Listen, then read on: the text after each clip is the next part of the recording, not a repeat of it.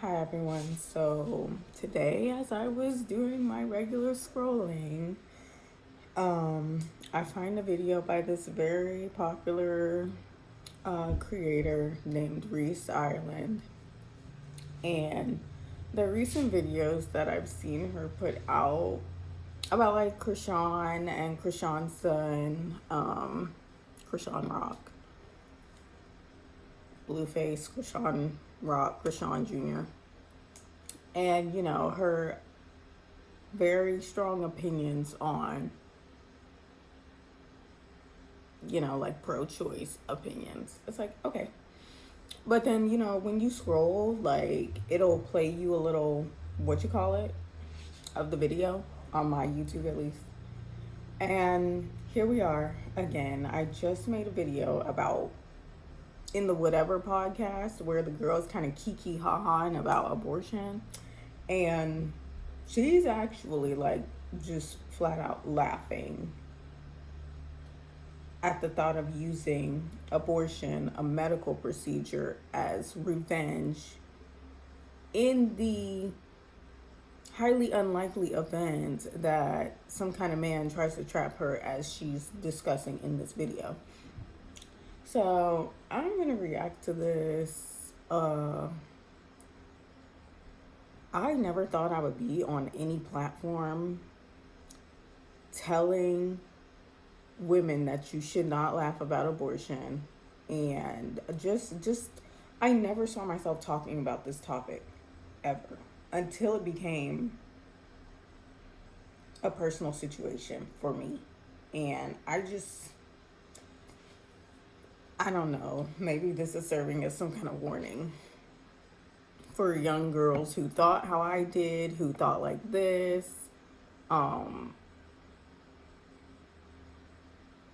I don't know. It's just not good to be so.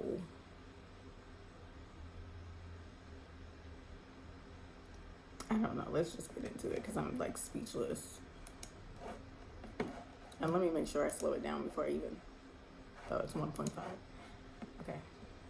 Can you imagine a man texting you, "You're my BM, I won"? Sir, there will be no opportunity for me to even be a BM in the first place. Abortion. So when y'all start to dehumanize children. Okay, we're already starting off. We're 13 seconds in. If you're so self-aware, and this is going to come off as a diss to her specifically, if you are so self-aware, you're so sexually educated, you're so safe, how are you even getting pregnant in the first place by a man like this? You can't just do all this, insert yourself into a situation, but then have a whole channel about how you're basically above said situations. Why? How can you insert yourself in a situation that you're portraying to your audience anyway that you would never be in the first place? And then you have to say you'll never be in the situation. Abortion is not the solution to you having a child with the wrong man. Who is getting punished in that situation? The child. Oh, right. When it comes to perspectives like this, it's like somehow lay people are what? Who are you believing? Scientists who are telling you where life begins as though they're God? And so you're believing these scientists who are telling you, no, life begins at this particular point, and somehow we know how to prove that. And if you get an abortion before then, it's okay. And then if you get an abortion a little bit after that, it's kind of messed up. But you can still do it. And if you get an abortion when the baby is fully formed, moving around in the 30 weeks time, oh yeah, that should perfectly be legal. And it's not murder at all. and only start to look at babies as just babies and not as humans, that's why y'all are so fine with just popping out hella children, because you don't even look at them as humans in the first place. And you go and... But she just laughed about abortion.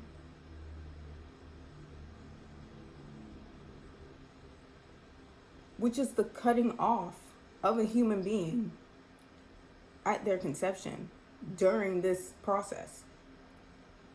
I don't understand. I don't know how old she is, but I don't know. I would hope. We're going to check the comments later. I would hope her audience is not like her same age and younger, because they're just going to eat up everything that she's saying. Yeah, it all sounds good when you're not functioning in society or real life at all. Everything that's said on the internet sounds so good. All these black and white opinions sound great. All the dating advice, the red flag advice, all of it sounds great. All the self-help advice, but you're missing the crucial part, which is life experience. Okay? date down with a man who can't offer you shit, and then he purposely gets you pregnant. It's to show you you're my BMI one. I'm a bum ass nigga with no job, and you really had sex with me, and yes, I impregnated you. And then you chose. No man can purposely get you pregnant against your will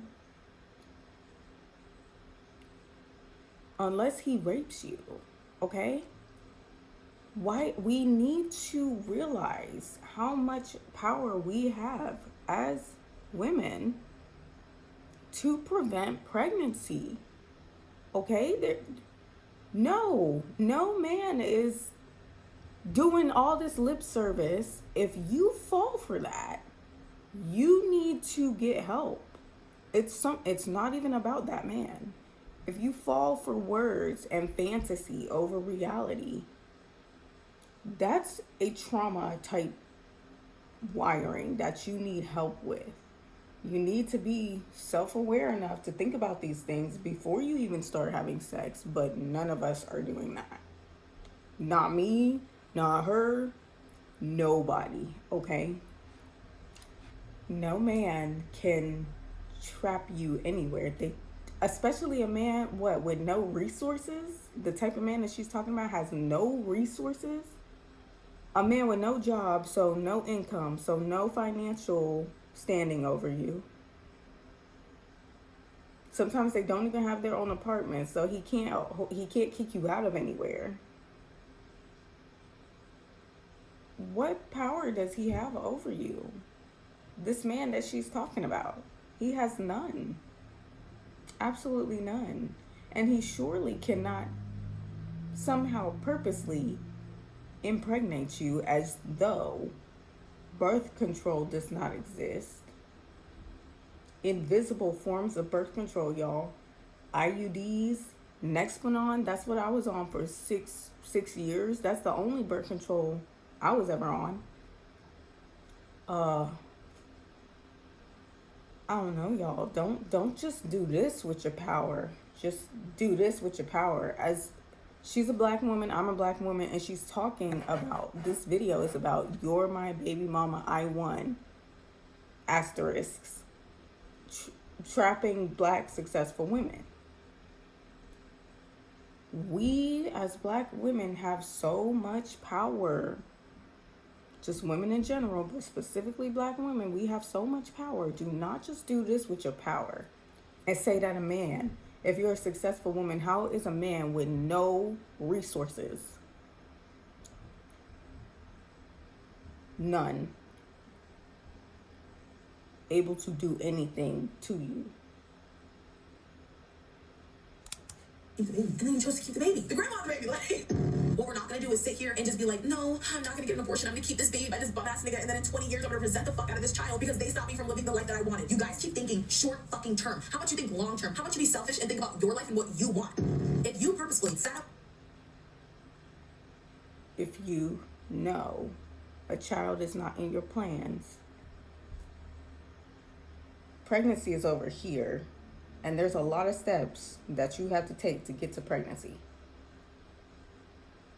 But you know you don't want a child. How are you just doing these steps? You have to actively do the steps. You have to actively not be on birth control. You have to actively be sleeping with someone not on birth control. You have to actively refuse to demand a man wear a condom if he wants to be intimate with you, on top of not being on birth control.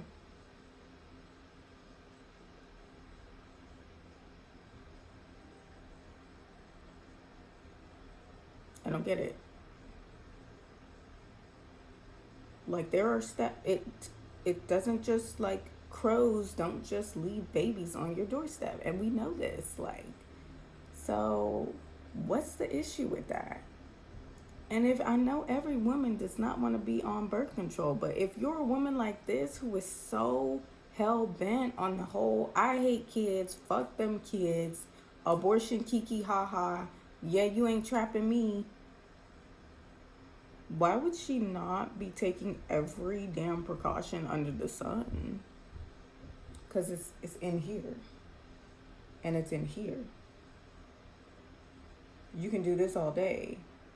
But as long as your wiring is jacked up from your messed up, dysfunctional family and all the generational curses that are upon you and all kinds of trauma, you can do all this all day, but your body is going to do some other things. And you need it's easy to run your mouth and say what you would and wouldn't do in a certain situation that you're not in until you're in the situation.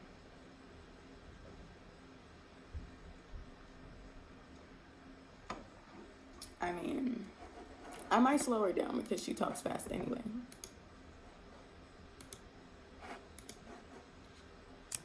Open your legs. Let this man get you pregnant. Mind you, you're like the third or fourth baby mama. Did you really think that you were going to be different? I don't know what makes people think. Yes, she did think she was going to be different. Why? What I just said. There's generational curses upon these women. You can run around and live your life like you're not connected to your family in any way, and anything that they had going on has no effect on you. You can live your life believing that, oh, just because all the women in my family are unmarried and single moms doesn't mean I'm going to become one. But somehow you're going to make sure that you don't become one. So they're over here, the curse is over here. You swing all the way over here. You're even closer to repeating the cycle now. I don't know what my upstairs neighbors are doing. I'm assuming that's the little baby girl, okay? Losing it, like. But, yeah. When you're on, okay, people are on this extreme, you're vehemently against this extreme, so you go to the other extreme. You're still on an extreme. You're closer to the one you're trying to get away from than anywhere in the middle where it's like common sense, where common sense lies, and peace and awareness. You're still equally as far away. I don't understand. If he did that to baby mama 1, 2, 3, he's not going to do it to you, baby mama 4. Are you dumb? It's so easy to say, are you dumb? We can all speak on situations that we're not in and see these cycles, but the person who's in this cycle is basically blind. We haven't even really started the video, and there's so much to say. Like, I don't know, y'all. This is what happens when people think mental health is just a whole bunch of diagnoses in the DSM-5, and you see false representations of people struggling mentally and emotionally online. This is the reality. Pick-me's, red pill, incels, MGTOW, broken family systems, an epidemic of single mothers. This all is still under the same umbrella of mental health issues, brain wiring issues mentally. Because obviously we know this is not normal societal behavior to just have sex and have children with people you just met that you're not married to. We all know this is not societally normal, okay? So you want to be pro-sex, but anti-baby mama culture. You can't have both. I'm just saying, you cannot have both. Like, at some point, you need to be, if you're against specifically black women, you're against them becoming baby mothers and single mothers, which we should be because it's breaking down our society. You have to go back. What produces a child? Sex. Unprotected sex. With someone you don't know that well, who's not a good person. What comes before that? A discussion about why we women are having sex willy-nilly like this, and calling it what? Liberation, freedom. As long as we can just be safe about it. But there are a lot of people who are pro-choice and they're like, oh, they use the defense of birth control not being 100% preventative. It's not. So it's just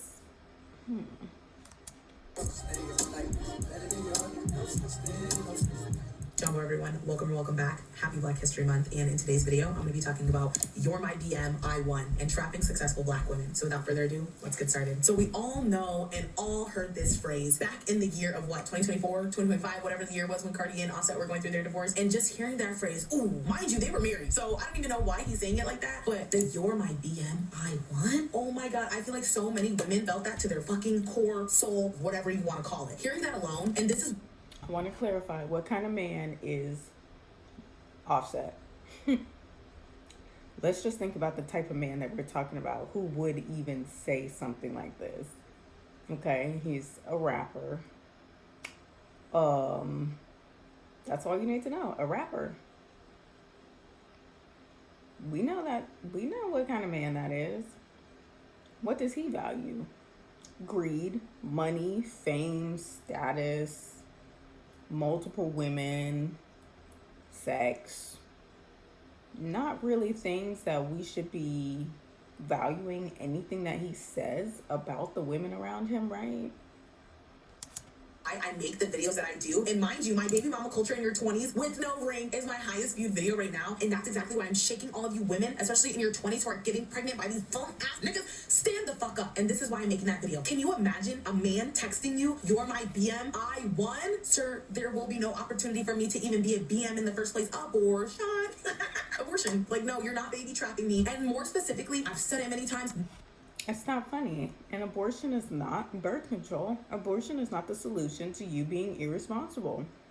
It is a medical procedure which should only be used in the proper medical context, not as birth control, because we have birth control available to us. Left and right, up and down, Planned Parenthood, for free, over the counter, all kinds of stuff. Online, shipped straight to our door in the mail. So there's no excuse for why you're using abortion as a solution to getting pregnant by someone inappropriate. Because there were precautionary steps that if you were of this level of intelligence, you should have taken already. But you see how she's kind of blind to her own thinking pattern. But she's judging these mothers and women who are finding themselves in this particular pattern of being a baby mother to multiple different men, or becoming one of many baby mothers to the same man with multiple children by different moms. It's the same blindness. It's the same blindness. Will purposefully get you pregnant so they can humble you and trap you. Look at Naomi Osaka. Y'all want to talk about that? Because she was at the height of her career and he went and got her pregnant. Don't get me wrong, she makes that comeback bigger and... But whose fault is that, though? That's a predator. Predators are people who see a successful woman. She's on the... that young lady, was she not in the Olympics recently? She does tennis. Very successful tennis player in the Olympics. And she was winning medals up. And you being able to win medals and be intelligent in academics and sports does not mean that you don't still have stuff messed up in here. That you can be so smart, so intelligent, have like the highest IQ, and still find yourself in these insane emotional situations, because they're not the same thing. IQ and EQ, they're two different things for a reason. But yeah, I mean, it takes two to tango. So we also don't know the dynamic in that relationship. Was he manipulating her? Probably on some level. How was she able to be manipulated? Lack of life experience, maybe some uninvolvement from her dad. There's so many things. There's just so many things that could have gone wrong to lead to a self-sabotage. Self-sabotage combined with predation like that. You know what I mean? I don't know. It's too complicated to even just say, oh, yeah, he did that on purpose. We don't know that for sure. Unless he was years and years and years older than her, then we know for sure that he groomed her. You know, it was a disgusting type of situation, but we don't know that for sure if they're, within the same age range. Better than ever, but at the same time, at what cost? When I saw that comment that Offset left on Cardi B's photo or live, when he was like, "Oh, you my baby mama, I still won," when I say that made my chest hot, that made my chest hurt on her behalf. And I'm nobody's baby mama, and I was pressed. Nobody's baby mama, and that hurt my feelings, because men be doing what they be doing. Like, that is such a dehumanizing thing to say to the mother of your children, to your ex-wife, "You my baby mama, I still won. Like, I got you. You trapped. You stuck with me." And you could tell that he really feels like he owns her now to a certain degree. Like that's scary, bro. That's scary. And then the thing that got me is that this is not necessarily like a new concept. Like, women have been talking about like how men will purposely like get you pregnant to kind of like trap you for the longest. And I remember like men really being like, that's not a thing. I was irresponsible. No, men really be plotting on women. Like, and I feel like you see it a lot too, like where a woman is about to like get out of a relationship with a man that, it's not a healthy relationship. She's doing much better than him, all of that. And then she ends up pregnant. Now she's like, I'm trying to make the relationship. You can't just end up pregnant, though. Because unless he's poked holes in a condom or replaced your birth control pills with fucking Skittles, like I said, crows don't just drop babies off.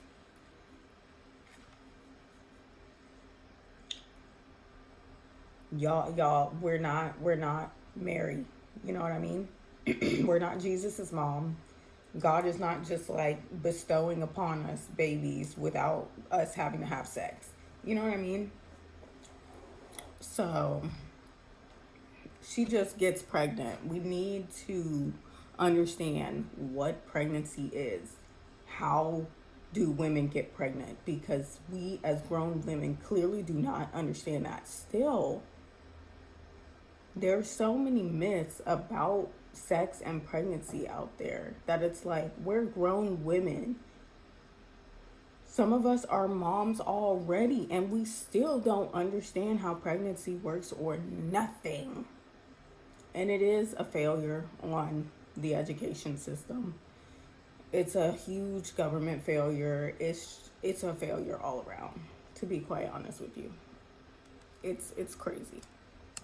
I'm gonna stick around. And now she's stuck with this man. She's stuck with this man. And to use the fact that she's the mother of your children, that, oh, you my baby mama, so I still won, that wasn't used in a positive manner. So do you know how low you have to think of yourself to try to use that as like an insult, to use that as a, oh, like a I got you kind of moment? You don't think highly of yourself. Yeah.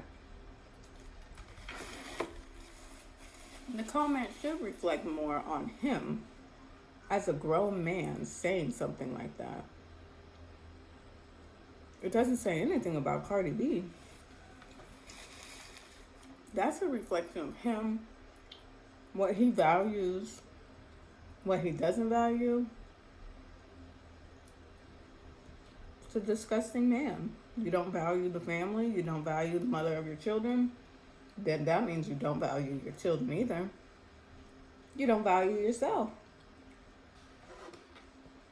That's the end of that story. That's a disgusting type of person. That doesn't mean anything about her. Like, you think that you being the father of her child is enough to, like, taint her image or taint her or make her feel trapped and stuff. Like, that is crazy. Like, that is so unfortunate that that's how you view yourself and that's how you view her.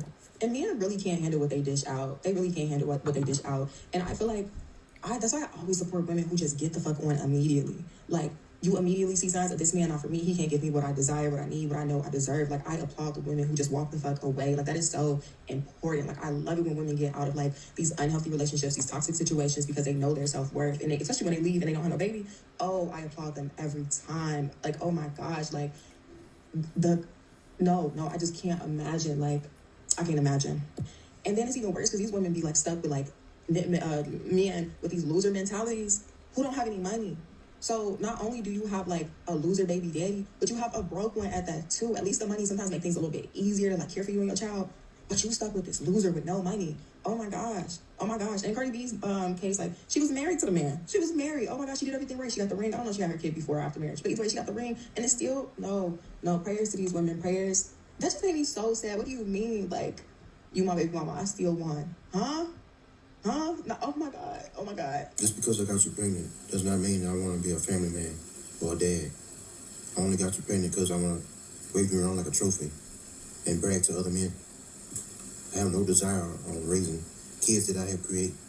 Like, I just want to have unlimited access to you. I want to control you. I want to limit your options. I don't want you to grow. I don't want you to prosper. Not me. Not approval. That's why you have to get women pregnant strategically, so you can secure your future. You know what I'm saying? And this is where I'm saying the most important. So obviously that was a man talking, exposing some of the darker, like, psychology behind this. Because yes, some of these men are doing this literally on purpose. Manipulating the woman, painting himself as a family man to her, you know. And she believes everything that he says because it's good faith.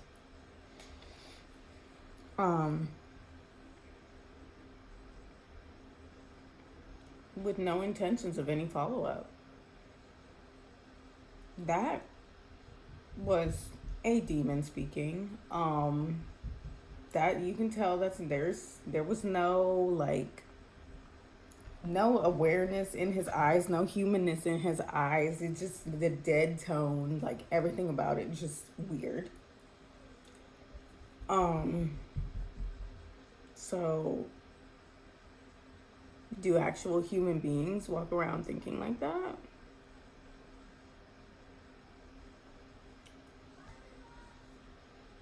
And then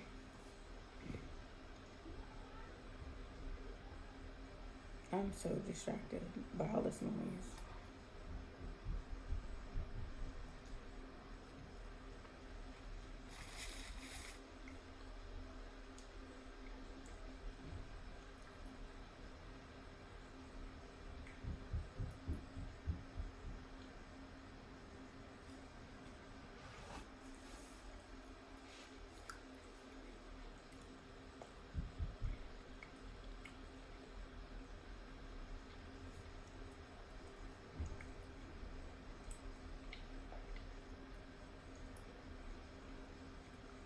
So he says that the purpose is to have control over her, limit her options. What do you mean? Our options as human beings cannot be limited by the actions of anybody else. No man, and I mean like human, man as in the way it's used in the Bible, no man has that power. Nobody. It doesn't matter what situation people try to put you in. God is the way out. Okay? No man can ever control you, can ever watch you, can ever control who you get to date in the future. Excuse me. They cannot control whether you get your degree in the end or not. They cannot control whether you launch that business. They cannot control how you end up raising your child. They cannot control the trajectory of your life. Do not give man. You have to give the power. You have to hand it over. There is no taking of someone's future. Unless we're talking about murder, okay? That's we're talking about the elimination of life, okay? That is how you take somebody's future. So don't be in on it with them, with the abortion thing. Don't collude. What does it mean to take someone's future? That is abortion and murder. It's the two ways a human being can take somebody's future. That's it. So don't ever find yourself filing into either one of those camps and thinking that you were ever justified.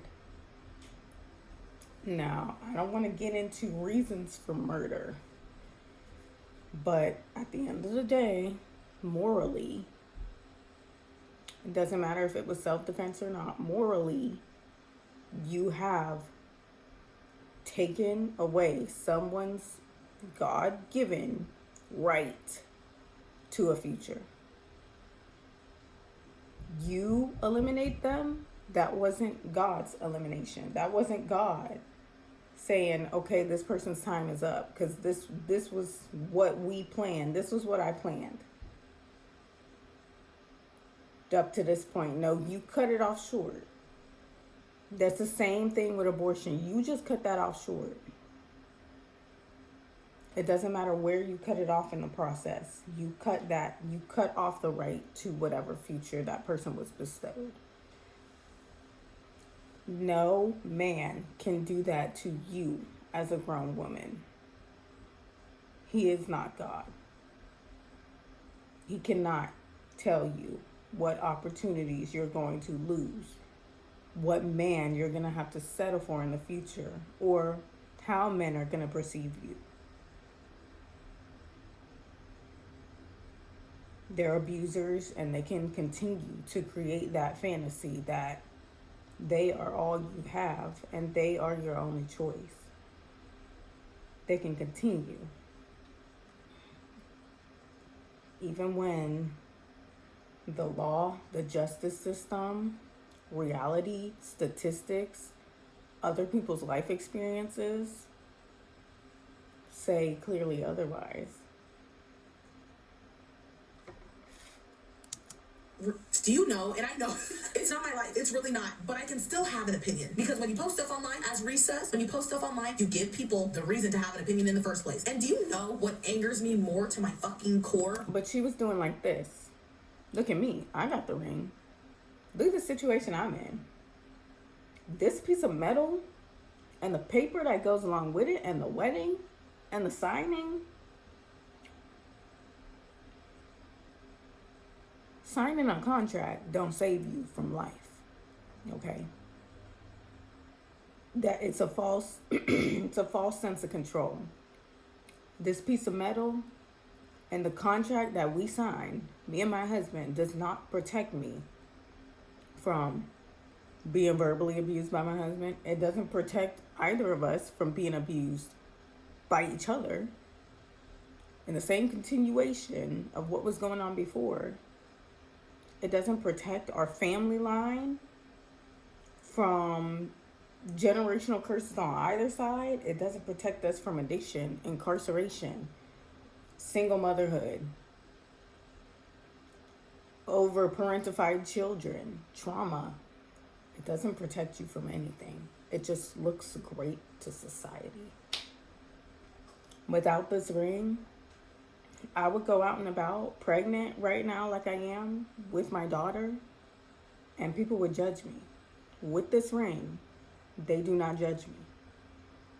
It's like, oh, she's married. She got her. She not no baby mama.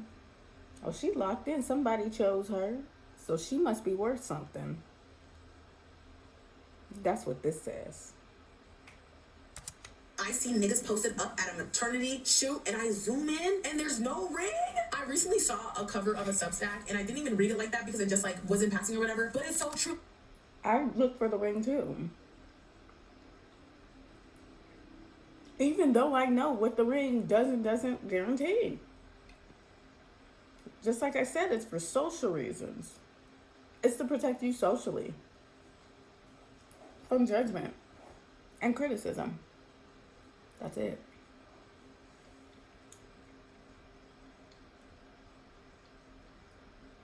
That's it. Sex is not that good to be getting pregnant. It's not. And that's why I'm just looking at y'all where you're like, I don't care if I get pregnant. I don't care if I get pregnant with no ring. I'm gonna allow this man to ruin my life. Mind you, you're like in college. You're in nursing school. No man can ruin your life. Like I just said, no man can ruin your life. Unless you let him. Years ahead of you, and you let this man baby trap you, and now you gotta wait until your 40s and 50s to actually live out the fucking life that you wanted back in your 20s because you will. She's fear-mongering. It's that same idea that guy was just talking about. I'm gonna limit your opportunities. Sure, realistically, it's going to take you a little longer to finish school. That doesn't mean you have to completely quit. There are people on this planet graduating high school at 80, okay? As long as you, in the end, before you pass away, if you are not dead yet, if you are not 6 feet under yet, if your heart has not stopped beating, you can still accomplish every single one of your goals. You put in the work, you can still accomplish every single one of your goals that you had. It doesn't matter how long it takes. It does not matter how long it takes. As long as you are still breathing, you accomplished it. Okay? I mean, this was not supposed to be motivational, but it does not matter how long anything takes for you because you are not on anybody else's timeline except this. It's this timeline between you and God. Okay? That's a private timeline. Nobody has the right to tell you what you should and shouldn't be doing by what age and judging you and all this other stuff. As long as you reach your goal, it doesn't matter. And the journey there is part of your story. So don't shame somebody for the journey in their personal story. So what if she has to wait till her 40s or 50s? She's gonna do it. She's still doing it. She still gets it done.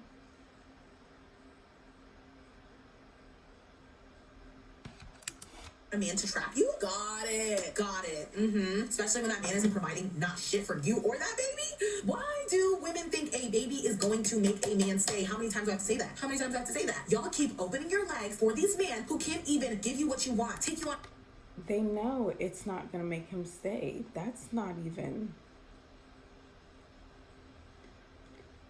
It looks like the goal. That is not the goal deep down for a woman who thinks to herself,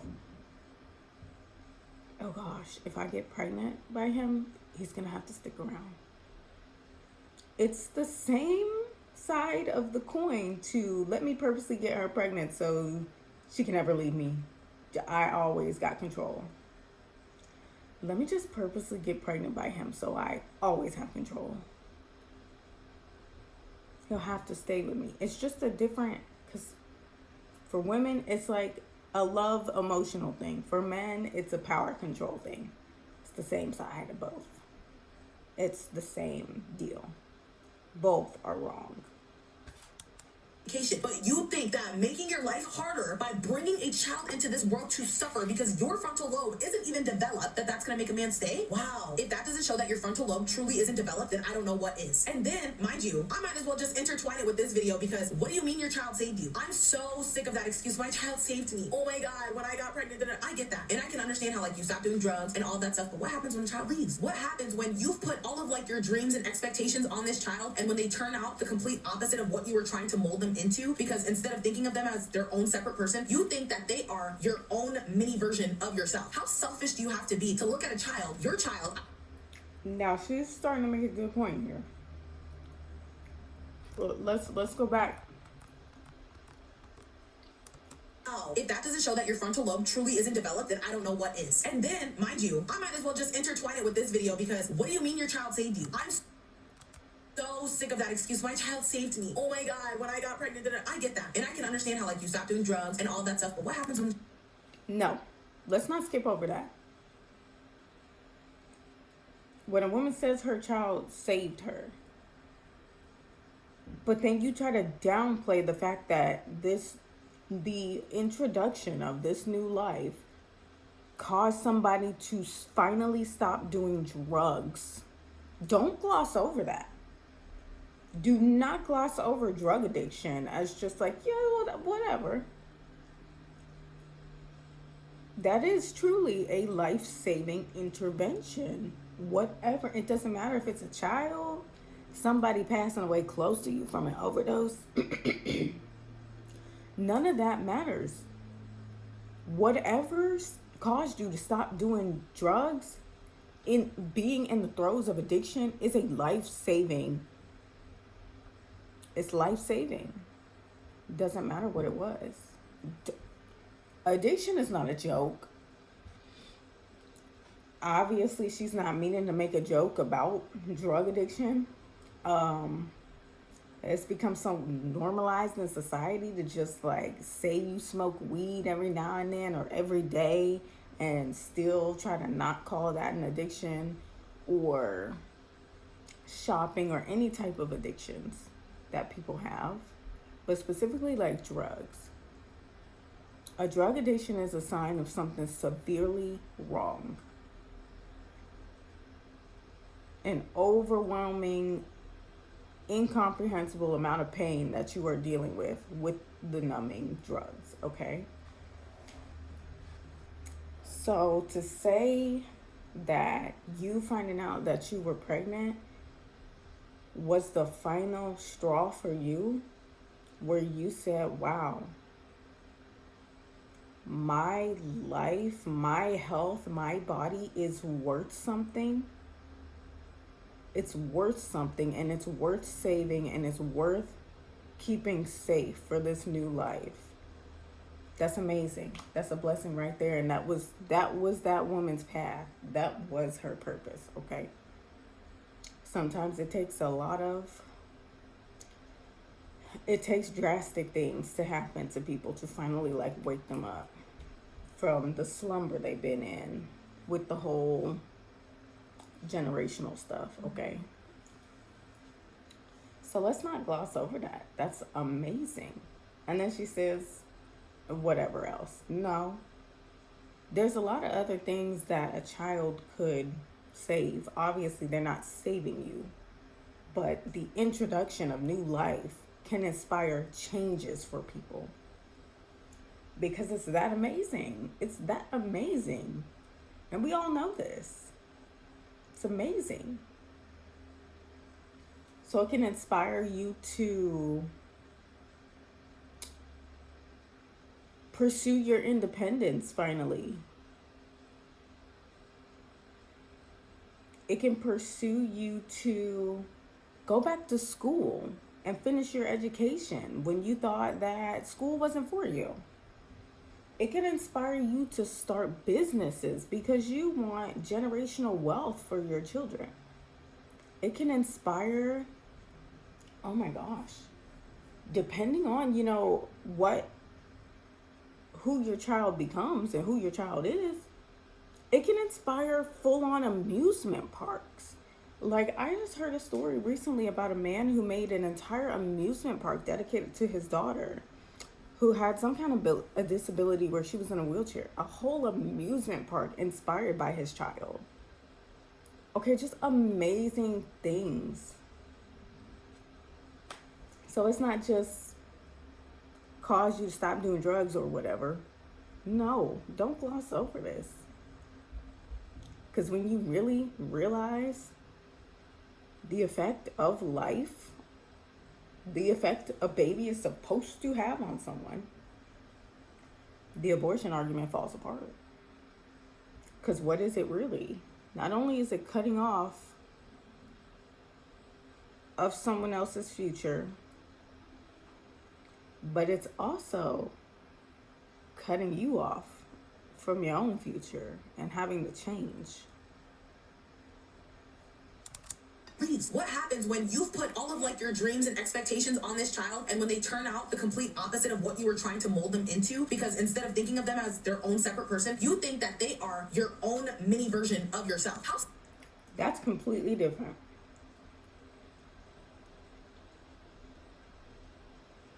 That is completely different.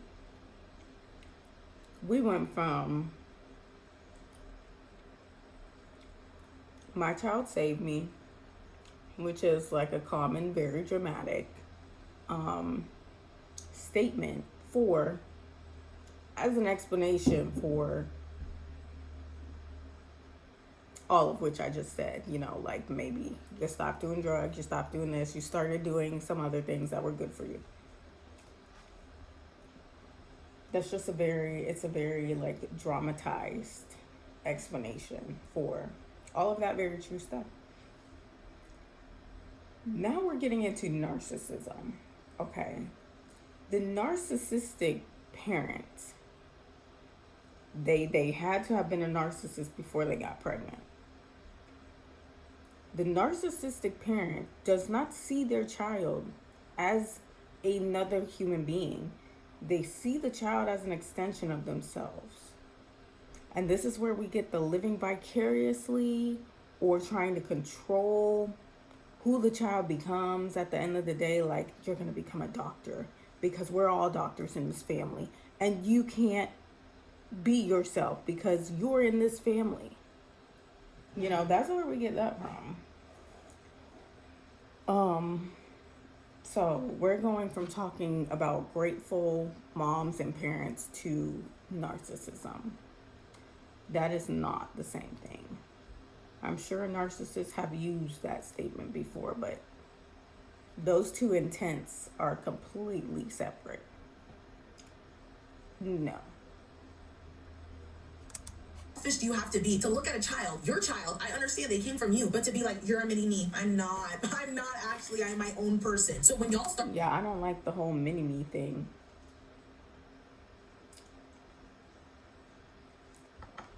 As soon as you see a mom or a dad treating their child like a mini me,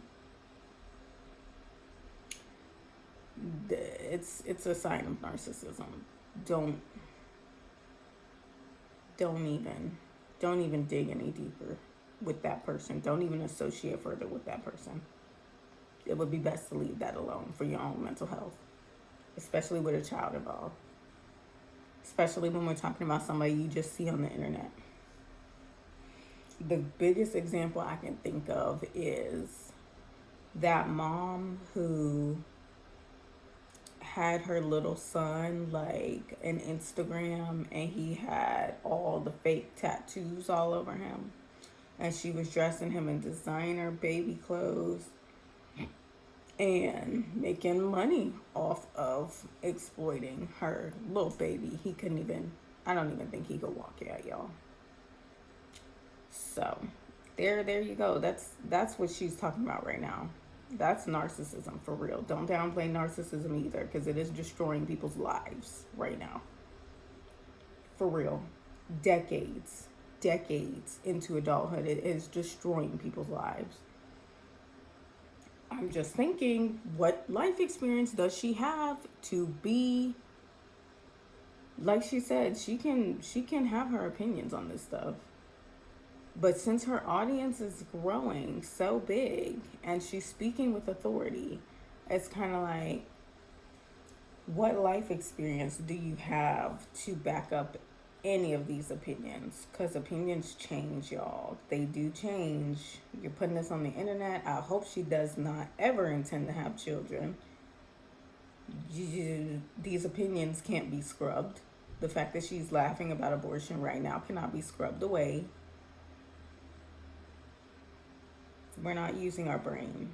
So maybe her frontal lobe is not developed either. We're not using our brains at all. To dehumanize children and only start to look at babies as just babies and not as humans. That's why y'all are so fine with just popping out hella children, because you don't even look at them as humans in the first place. I always feel bad for children with parents who say, my kid saved. You pop out the kids willy-nilly, you don't see them as a human. You kill the kids after they're conceived all willy-nilly. You don't see them as human. You're both wrong. Your kid saved you from what? Yourself? And what's going to happen when your kid leaves you? Because every child should leave their parents and go off to live their own lives. What are y'all going to do then? Are you going to then get a hobby? Then get a job? Maybe a second job? Then find some sort of identity outside of, I don't know, being needed? Outside of... I don't understand. I don't understand where that is coming from. Did this creator get that idea from this creator? Because I don't understand the whole, what happens when the child leaves. The saving part, to me, is after you find out you're pregnant and before the baby even gets here. The process of you changing your life begins. So I don't understand what we're talking about. What about when the child leaves? That process, the saving, has been done already because you changed your life. Or you put yourself on the path of changing your life. Your life trajectory changed. Is what is being said with that statement. In my opinion, like I said, this statement can be used by narcissists. But the average normal mom, if she says this, I'm not really thinking to myself like narcissist. You know what I mean? I don't understand.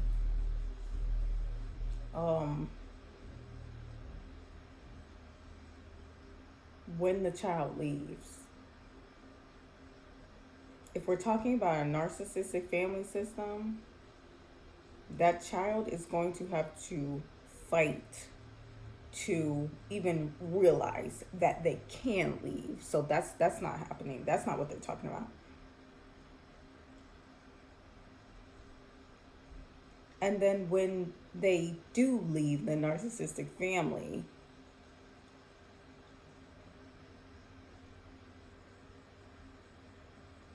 the mom does not let them go. The dad doesn't allow them to go emotionally. What are we talking about? What are we talking about? Because they're focusing on a narcissist who would say this. But they clearly don't understand how narcissism works.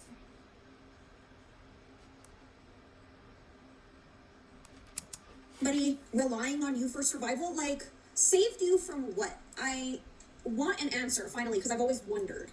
You know what I mean? My kids saved me from what? I find it very rare when I see parents who, it's like, okay, they have a kid, and then it's like, oh, shoot. Some people, their brains do need urgency like that, to where it's like, okay, now I'll start my business. Now I'll, Yeah, that's all they mean. I don't get it.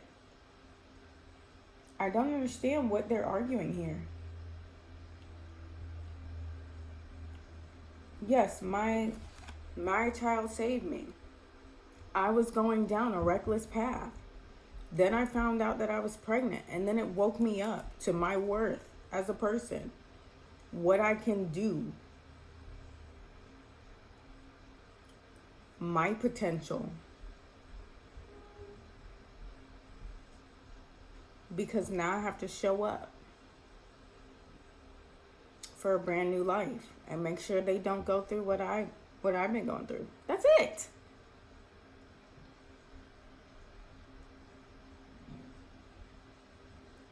If you want to say they're saying, oh, yeah, getting pregnant saved me from myself, it's like, okay. It started a process of change, and what is possibly wrong with that? What does that have to do with how the child is going to be treated? You can't determine that. Oh my gosh. And I'm sure she's motherless as well. Just saying. Or she's not a mother as well. Because somebody else is relying on me now. And then it's like, okay, cool, I guess. Like, I find that maybe that was probably a little stressful for the kid, maybe, because you were stressed, possibly. I don't know. How? But I'm just wondering, saved you from what? Because a lot of parents don't get that done when their kid comes. And then the kid's growing up, and then they're having to hear, oh, I would have done this and this and this, but you came along. I didn't ask to be here, buddy. You could have done all of that stuff before you had a kid. But you chose to have a kid in your 20s, like in some of y'all have these kids in your teenage years. If you have your kids in your teens and 20s, and then you ever utter the words, I could have done this, but you came along to your kid, I think you're a piece of shit parent. Yeah. Because, well, what are you doing? There are so many avenues for birth control, and y'all ignore all of them. Yeah. All because you just let life happen to you. I don't understand that. My kid saved me. Why would somebody just let life happen and not take control over their own life? Why? What are the reasons why? What could possibly be going through somebody's head where they are letting life just bombard them? Where did they learn that from? Because that's not very human. Humans do things. They are motivated by so many different things in this environment. Why would a human being get beat down so bad that they're going against their biology to get things done, to instead do the reverse and just the learned helplessness? Where does that come from? Because that's what it is, learned helplessness. Where could that possibly come from? Like these things just pop out of nowhere. From what? From yourself? I find that to be really irresponsible, because a lot of the times y'all just let your bad habits and your unchecked mental, disorders or whatnot seep through, and then you make those kids deal with it. I don't love that for them. Your kid saved you from what? And what do you plan on doing when the kid leaves you?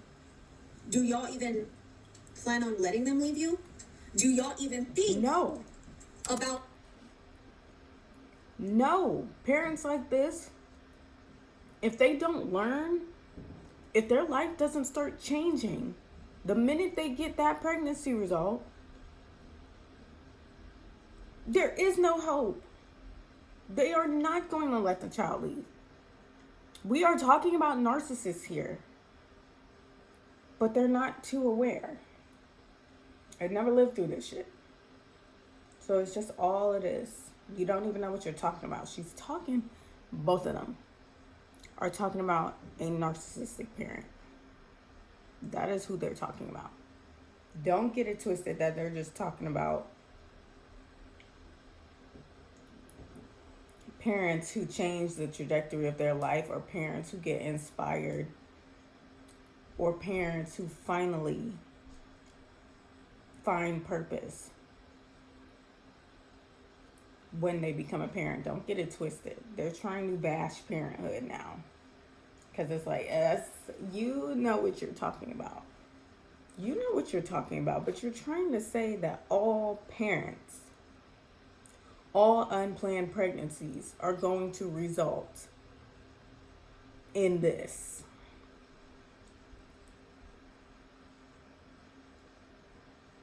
Don't do that. When they become adults. Because I feel like when a lot of parents think about having kids, all y'all are thinking about is having babies. I find that child-free people think about the entirety of their possible potential child's life. They think about that. Y'all don't think about that. You only think about the baby and the cutesy and the... I wouldn't even say that. I don't think child-free people are thinking about anything to do with the child. In fact, I could make an argument that they are only thinking about everything except the child. They're thinking about how their life is going to change, what they want to do, what goals they have, societal states of dating at the time, the modern world, economics, money, finances, housing crises, food. They're thinking about everything except the child. Hence why they should be child-free. They're thinking about nonsensical situations, hypotheticals, such as, what if my child is born with this? What if my child is born with that? There's genetic tests that you could do to figure out if your child would, if that even runs in your family or not. There are so many things you could do. It's nothing about that is about the child. Like, be for real. Child-free. Child-free. How could being child-free be about the child? I'm just kind of like, do y'all even think about that, or do y'all plan on holding them hostage? As humans that you have to be responsible for basically the rest of their lives. Because unfortunately, unlike a lot of parents where they think that just when you turn 18 at midnight that you're immediately kicked out and they're not taking care of you anymore, or even when you graduate high school, what type of parent are you? No, sorry. Oh my gosh, I did know someone who literally on the night of his, like, the night before his birthday, before his 18th birthday, his mom told him he needs to get out. What? Just say you hated your son and you thought you kept it a secret. But trust me, he knew all along. Now you're going to spring this on him because you want to see him scramble and flounder. The minute he turns into adult, you want to see that. That's a true That's a true narcissist. Okay? You've known that you wanted your child out of the house potentially since adolescence, since 14, since 12, since 10, maybe 8. Yet you taught them no skills. You didn't make them aware. You know, this is the rules that I'm going by in my household. And when you become an adult, you need to leave and do... No time to prepare. You're a narcissist and you're a sadist. You want to see this person because you don't see them as your child. You want to see this person flounder. That's what that is. And it is disgusting. And I cannot... Yes, I can believe. Especially moms to their sons. I can believe it. Children are going to be my children for the rest of my life, okay? Bills paid, taking you out, shopping, all of that stuff. You're still my child. I don't care how old you get because I want to set that example for my... There's a fine line. See, whatever has gone on in her family, now it's coming out. Maybe I'm just pathologizing or something. Spoiling the idea that you want to spoil your child for the rest of their lives. How is that not the same as what that other creator was just complaining about? Keeping the child hostage and never letting them leave the family. Isn't that the same thing? You're spoiling your child? Like, okay, yes. You're supposed to still celebrate your child's birthday and do all this and the other. Once in a while, not just all the freaking time, whenever you can, spoiling. They're not going to feel loved. Something unsolved is in you because you're just, trying to buy? I don't know. Trying to buy your child's affection. I don't know, man. It's just like, I just keep hearing these contradictions in this video. Because no one's aware. Because we're in our own bodies, we're in our own brains, and nobody's aware of their own patterns. Like people on the outside are, okay?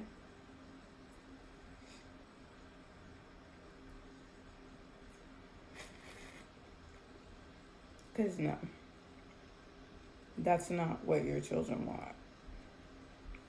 They do not want you spoiling them and such and so on while they're adults. Because you shouldn't be that involved in your child's life after a certain point. And their children, and going forward in generations. We need to stop being so stingy and kicking our kids out when they're 18 years old and actually maybe, I don't know, allowing them to stay at home. Why do we want kids to suffer? I'm not talking about people who are in an unfortunate situation that they need to get out of. Y'all know what the... It's not even...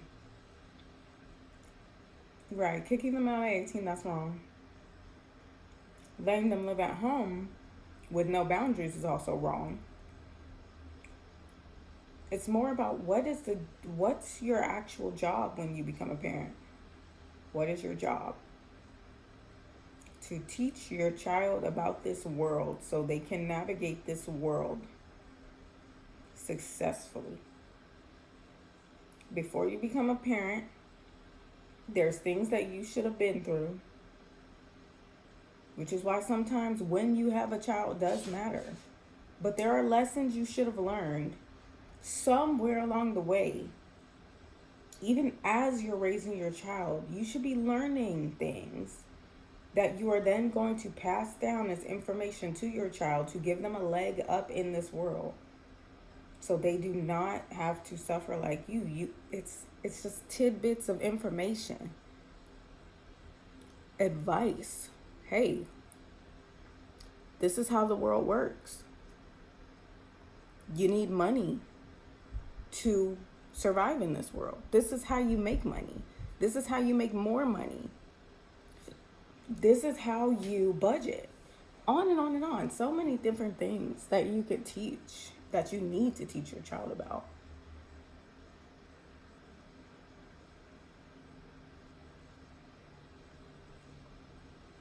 You can't just let your child live at home indefinitely and continue to not teach them anything about this actual world or independence or anything like that and call yourself a good parent, because you're not. It's neglectful. I'm trying to say. At the same time, I feel like once we turn 18, because of the stigma around going to college immediately, getting into hundreds of thousands of dollars worth of debt right away before your frontal lobe is developed. And this is the system that they purposefully set up in the first place. They don't want you to have your frontal lobe developed. They want you to know immediately where you should be going to college. You need to be teaching your we all know this, right? We know they do this.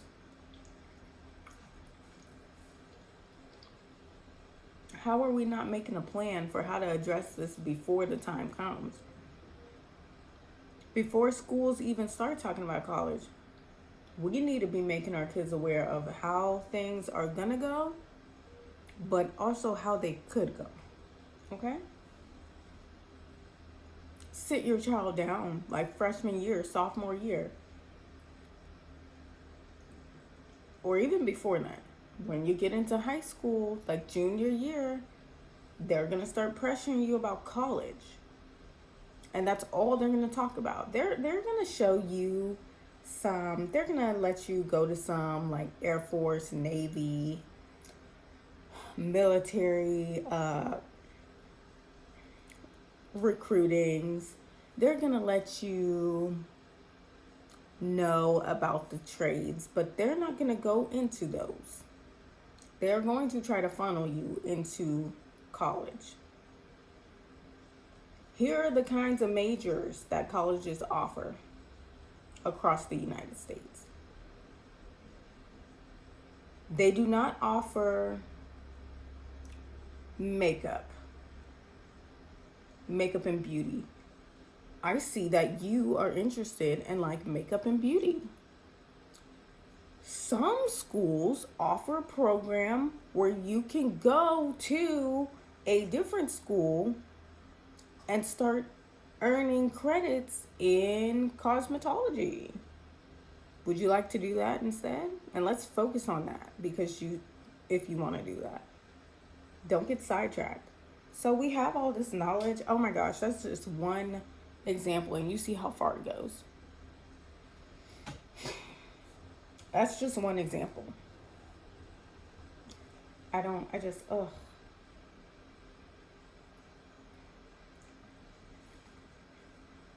But somehow for her, we're getting to the point where it's about kicking your child out at 18 versus letting them stay at home. Letting them stay at home doing what? When if they didn't want to go to college, you should have known that as a parent. If you're an involved parent, you will surely know what your child wants to do by freaking 17 and 18. 17, 18, almost 2 decades with this person, and you don't know that they don't want to go to college? You failed. Truly. Enroll in college before you can drink alcohol. You can enroll in the army before you can drink alcohol. And I can understand that, but imagine dying for your country when you can't even drink. How the fuck does that make sense? So that's where I'm saying, like, they have these young children. I still think 18 is a child, because when I look back at my 18... I don't know. That doesn't matter. Self, oh my god, someone go save her, because what are we doing? No, Reese, like, being 23 now, and that was 5 years ago. She's only 23. She's lived no life. Trust me. When I was 23, yeah, save her. And now she's saying all this at 23. So that's just how the perspective changes. And even if someone older than me is watching this video, they're going to be thinking the same thing. Oh, she only 27? Lord save her. Because when I was 27, come on. Just be aware. Just be aware. Yeah. I lived nothing by 23. No life experience except trauma, which I was not even aware that I was going through. And abuse I wasn't even aware I was going through or witnessing, or just how bad anything was. So that's just to point the perspective of who is talking here. I was 18 5 years ago? Oh my god. That she's still talking about being 18. That's how young she is. With all these opinions of a life that she has not reached.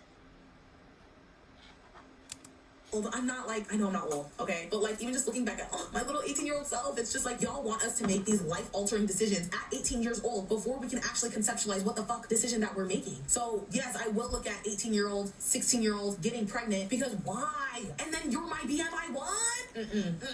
Offset said to Cardi B, "You're my baby mama, I won," which is real from his perspective. Okay, I'm gonna tell you what he's saying, because a lot of women are like really upset about him saying that. Here's the thing: if we're dating and then you get pregnant, have my baby, we're never truly broken up. We'll always be linked back to one another. You'll always be mine, low-key. We'll always be able to point to you in front of other people and be like, "Hey, that's my baby mama." Okay, that's me staking my claim. Not over your autonomy in any way, just more like, yeah, I did that. It's an achievement, okay? It's like I won a Grammy. Like, nobody can take that Grammy from me. Because you're not just my ex. I can't just be like, "Oh man, I fumbled." You're my... Let us please clarify that this man is speaking from the opinion of very unhealed, unaware man with very abnormal values, or a major lack of all values, okay? That is the kind of man who is thinking like this. An abuser, a psychopath, sociopath, narcissist himself, mama's boy, any negative connotation you could put on a man who thinks like this, okay? Baby mama, you have my child. We combine DNA. So it's like no matter what you do for the rest of your life, you will always be mine. You can become the most rich, famous woman in the world. I can be living in a box on the street. You're still my baby mama, and I'll always win because of that. I'm always going to be here. I'm always going to haunt you, okay? I put you through, you went through childbirth, okay? And it was my child. I'm always going to win because that took place. Okay, there's no losing for me. So that's what he's thinking, right? Like over there. And then I'm like, where? Because this man was a little boy once. where did he get these ideas? Is that the way his mom was treated and he's just parroting it? Like, what? I don't, and I'm actually like wondering, I don't know the psychology behind how a man even ends up thinking like this, but it is, I'm sure it's very dark and disturbing. That's what's going through his mind. But the problem with that, I find, is like it's kind of giving them like it's giving the opposite party like, oh, you're the prize type deal. You know, it's kind of lowering yourself already, like inherently. Like I love Offset, but truthfully, like if he believed in himself for real, he wouldn't say something like that. Especially him being as successful as he is. It's like, what are you doing looking at your baby mama as an achievement? In his mind, he's like, man, I can't believe she got a baby out of me. Like if he really felt like he was winning, if he felt like he was above her in any way, but that's not how he feels. That line of thinking is literally only a line of thinking you have if you miss that woman dearly. Yeah, you know, it's not really my business. I hope they're both doing okay. I don't know. It could be misguided. I can see what he's saying. Misguided love for this woman because he doesn't know how to express love in any way other than control. Because truly, if he really, wasn't mad about losing her, breaking up with her, not being with her, he wouldn't be mentioning her at every nook and cranny that he could, right? He wouldn't want to show her off as his baby mama. He wouldn't want to show her off and be like, this is my baby mama. But I heard he said that, and I was like, oh yeah, I gotta let them know. I gotta let them know what he's thinking. Guys, think about how crazy this is. When a dude traps you with a baby, he's not only saying you are obligated to this relationship in some way, shape, or form. He's saying you have to be a mother to my child, and you're somehow obligated to be a mother to me as well, because I know I can't take care of myself. Because if I could, I wouldn't need to obligate somebody to be in a relationship with me to reinforce my inability to do that. And before the guys go ahead and drop in the comments acting crazy, acting, women do it too. Yeah, women definitely do it too. But patriarchy creates a system where women are forced to marry and connect themselves to a man for their own survival or sustenance of their lives. We are just coming into a... Maybe before. Yes, there was absolutely a time where it's like, no, women were treated as property, even in this country. And it's like, if you don't get married, you ain't got no money, you ain't got no safety out here. You're basically like forced to be a prostitute on the streets. This, we're talking about like the 1600s, 1700s, 1800s. But recently, no, there's no reason in this society where a woman needs to be forced into a marriage in America, because forced marriages are still happening in this world. But in America, there's no reason why a woman should ever feel like she's forced and obligated to get married to literally have any resources. That's just not the case. Like, we went through the whole girl boss phase and the whole, like, women are CEOs all the time now, and there's so many different ways to make money. Stay-at-home moms know how to make money now, so it's like, yeah, no reason why there's no force upon women making them get married to men for sustenance and survival today in America. Where women are able to build for themselves and create through their own conscious will. Not that it hasn't always been like that, but because society is just starting to recognize that after completely demonizing free women. Okay, yeah, I get it. So yes, this conversation is more heavily focused on the men. And yes, when you do look at this conversation with some depth, finally, you can see that men also find ways to depend on women, but then flip the script to make them look like some kind of rebellious, confident, like playboy, or some just like an identity that validates you being some traumatizing asshole and stopping you from taking the accountability that you need to take. So maybe if you can't make anybody's life better. I totally agree with that. It's the same mechanism. They're just making it look completely different. The men make it look like they're in control when really they're the ones dependent on the woman in this situation. Like, she gives him emotional support, validation. She probably takes care of him like a mom, as he's saying. supports him when he's down, maybe gives him money, just like coddling kind of a grown man. And it's not even like, it's the way that a mom would take care of her child. And he needs it because he can't function on his own, but he uses things like weaponized incompetence or just a whole bunch of different things.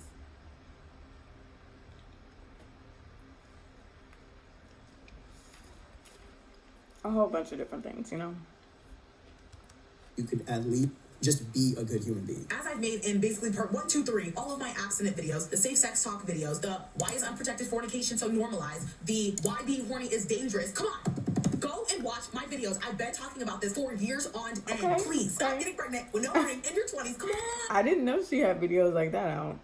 I'll definitely probably have to watch those.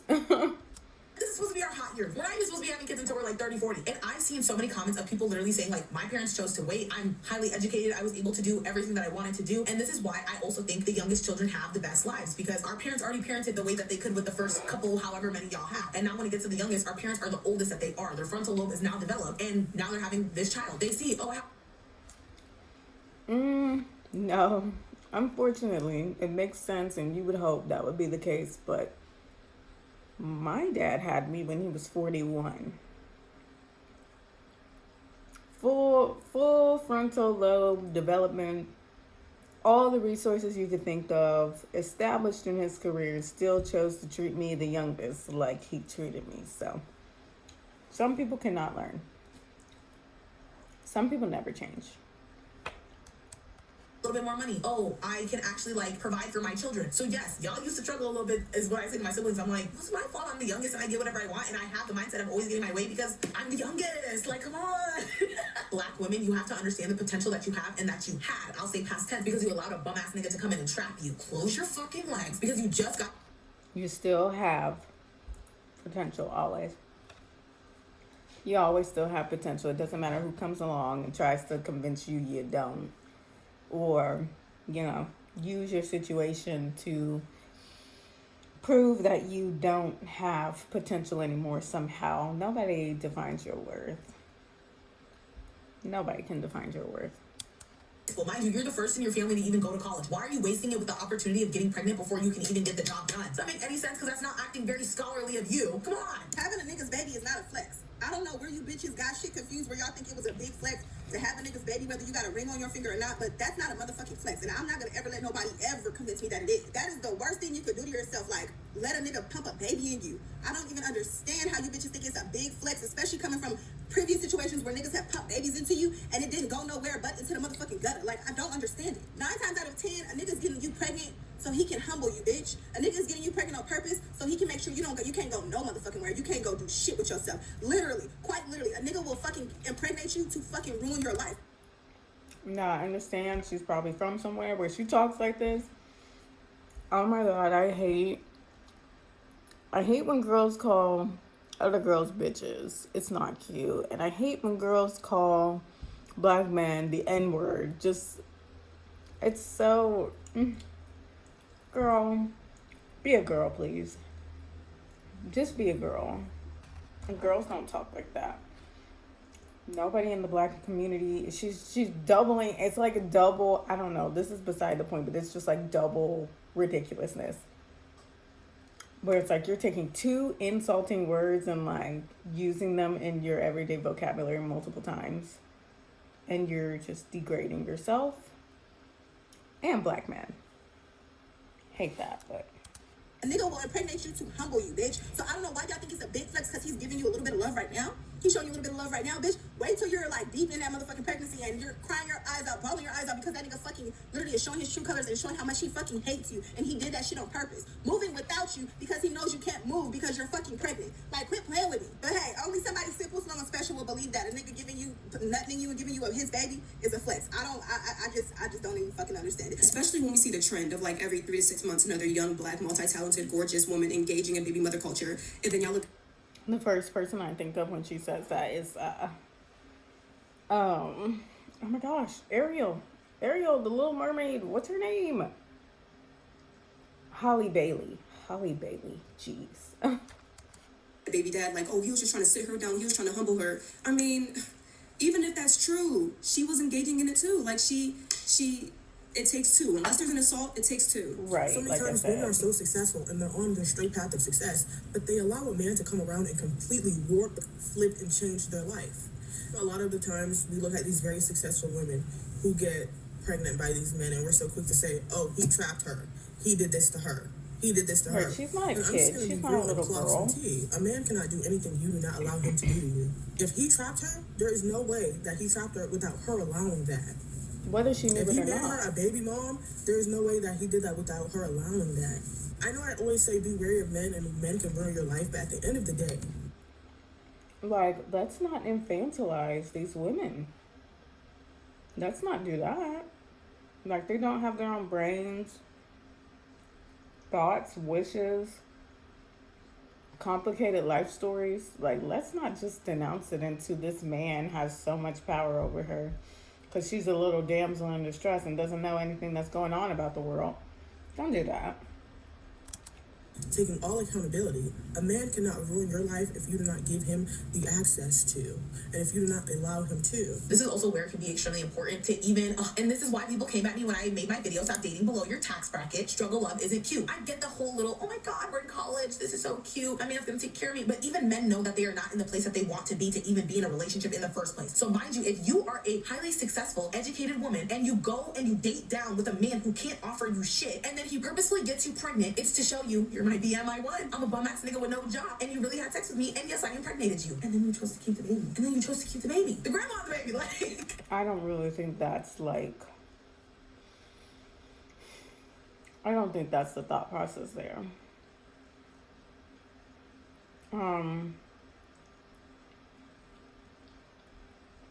Any man who, you know, is deliberately looking to be with a woman who makes exorbitantly more money than him and lives a completely different lifestyle than him. Same reason why women do it, because he's trying to use her to get the lifestyle. He's trying to use her money.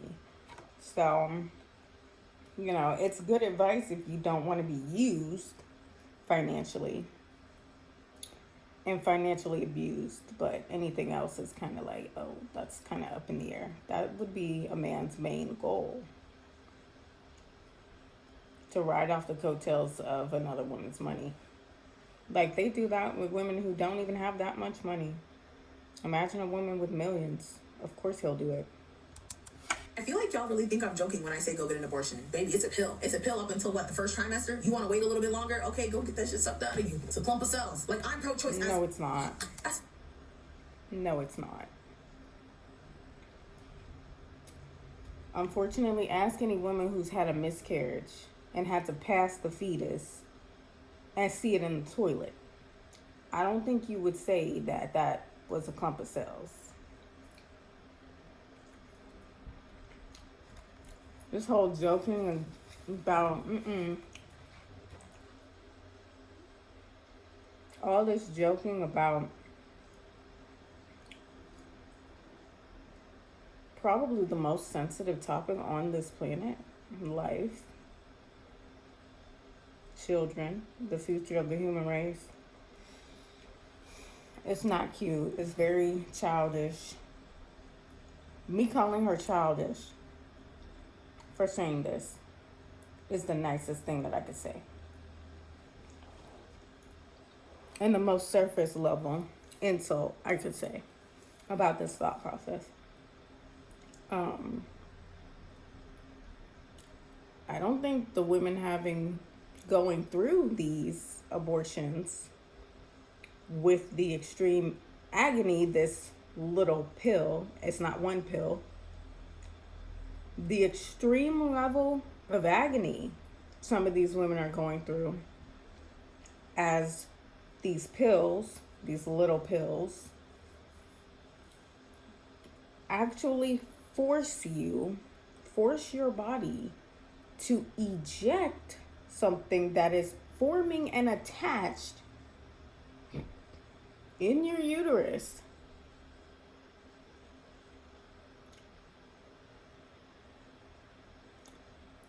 Yeah. I don't think there's anything jokey about that. Anything to laugh about women's agony. So, are you not just as bad as these guys running around talking about, I won because I made her have my baby and that? Are you not just as bad? Because you're both downplaying women's agony and trauma. Like, I don't care if a woman says the abortion was the best thing that ever happened to her. She doesn't know that because she didn't live the other timeline. She doesn't know how it would have ended up. Doesn't matter. You're still going to know 10 years from the day you got that pregnancy test. Wow. You can just count. Oh, my child would be 10. My child would be 9 or 10 by now. Those thoughts are going to follow you, whether you acknowledge them or not. So you never escape this choice. You will never escape the choice to get an abortion. It'll always be a part of your story. So there's nothing to laugh about. You won't, it's not, you don't get to just do it and forget. You may think you are, but that's on your timeline. That's on your story. And God forbid you choose to have children in the future. It'll come up again. As you tell people, as people ask you, is this your first child? It'll come up again.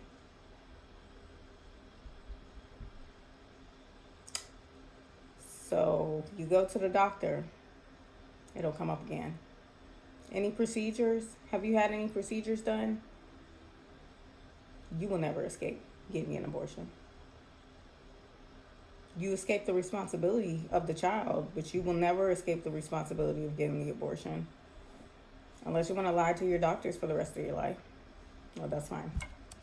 I'm that nigga who kicked that woman's phone when she was trying to spew all that hate, okay? So what we're not gonna do is sit here and just be like, no, I'm not gonna get an abortion. I'm gonna keep this baby by this bum ass nigga, and then in 20 years I'm gonna resent the fuck out of this child because they stopped me from living the life that I wanted. You got.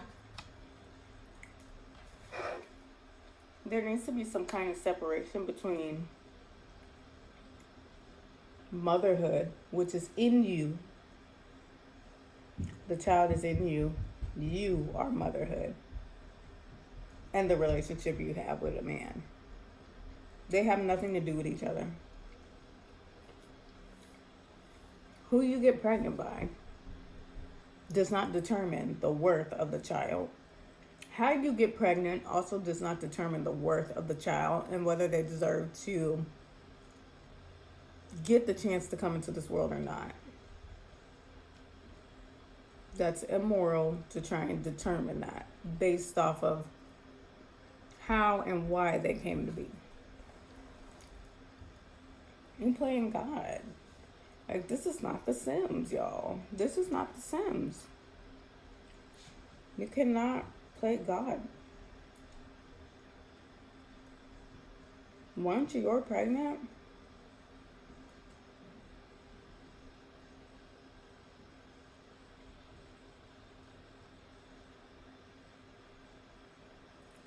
to be quite honest with you, the man is useless until the man himself, I'm trying to even think logically. I'm trying to even think what he actually does for the child.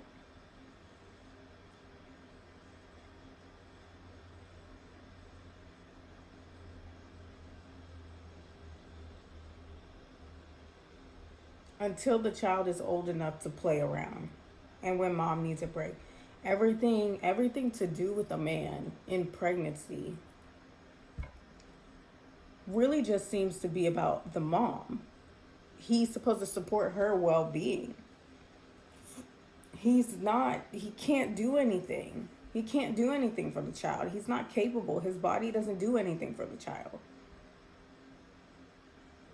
He's supposed to be there for emotional support for mom.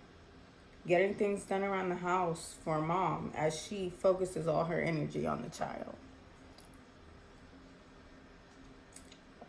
That is, unfortunately,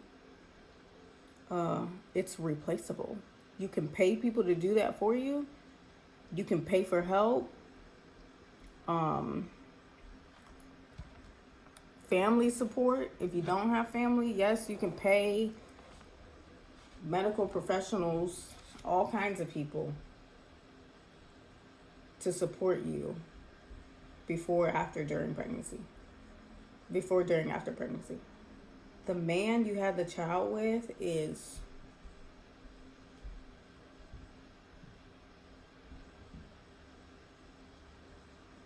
even in the best of relationships, what does he do? He takes slack off of mom. He doesn't really do much for the child themselves. Even if he is taking care of the child, they're doing like 50-50.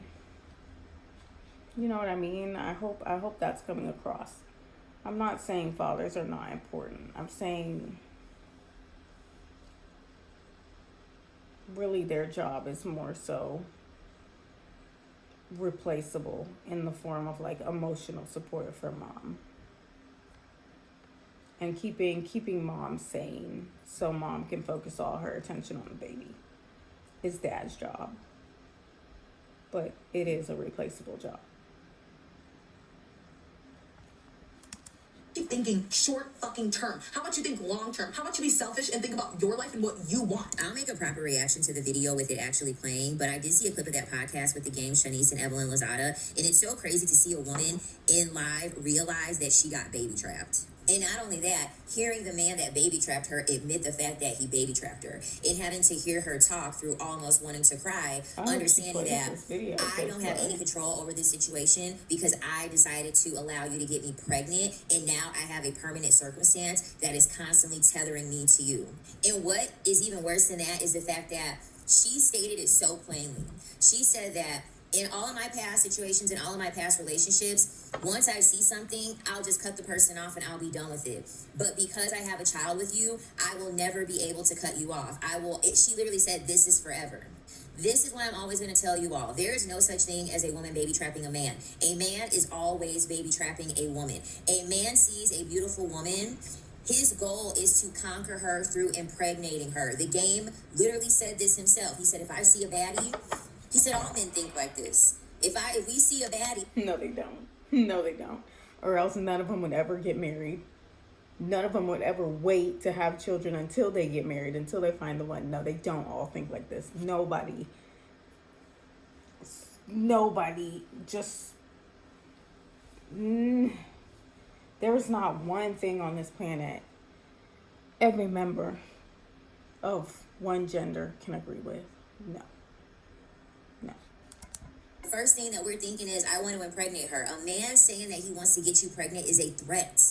It is not cute. It is not a token of appreciation. It is not showing him that he values you. He wants you to be tethered to him forever. Look at the shit going on with Ekane and Chris. Chris understands that he is always going to be able to have access to Ekane because they have children.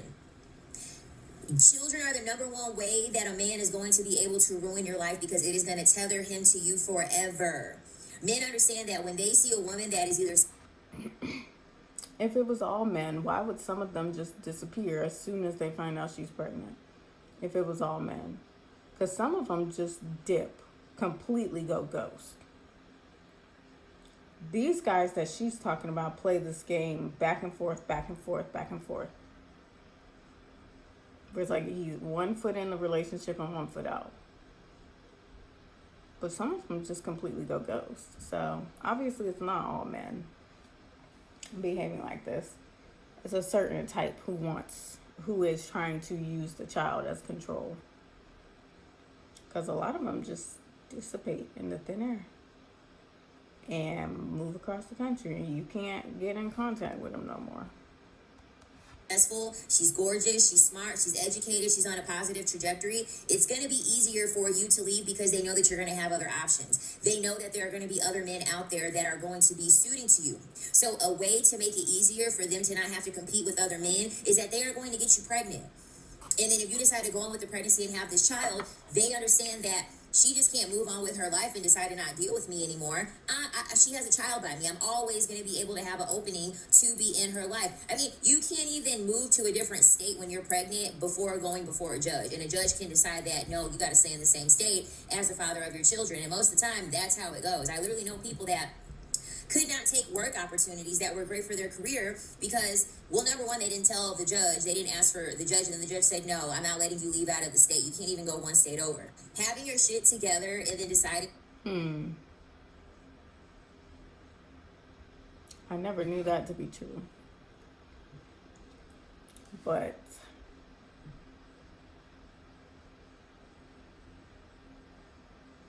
I guess so. That's problematic. To have a child with a man is an ultimate setback in your life. It might be a bundle of joy that you're having this child. It may be something that you really are excited about, but understand, men want a reason to have unlimited access to women because they are afraid of no longer having access to women because then they have to start all over and they have to try to manipulate and run game and do all of these things to try to get them to be able to have access to another woman. And now that women are smartening up, men are getting desperate. Men are going to continue to go out of their way to get you pregnant because they're realizing that women are understanding their tactics and their manipulation.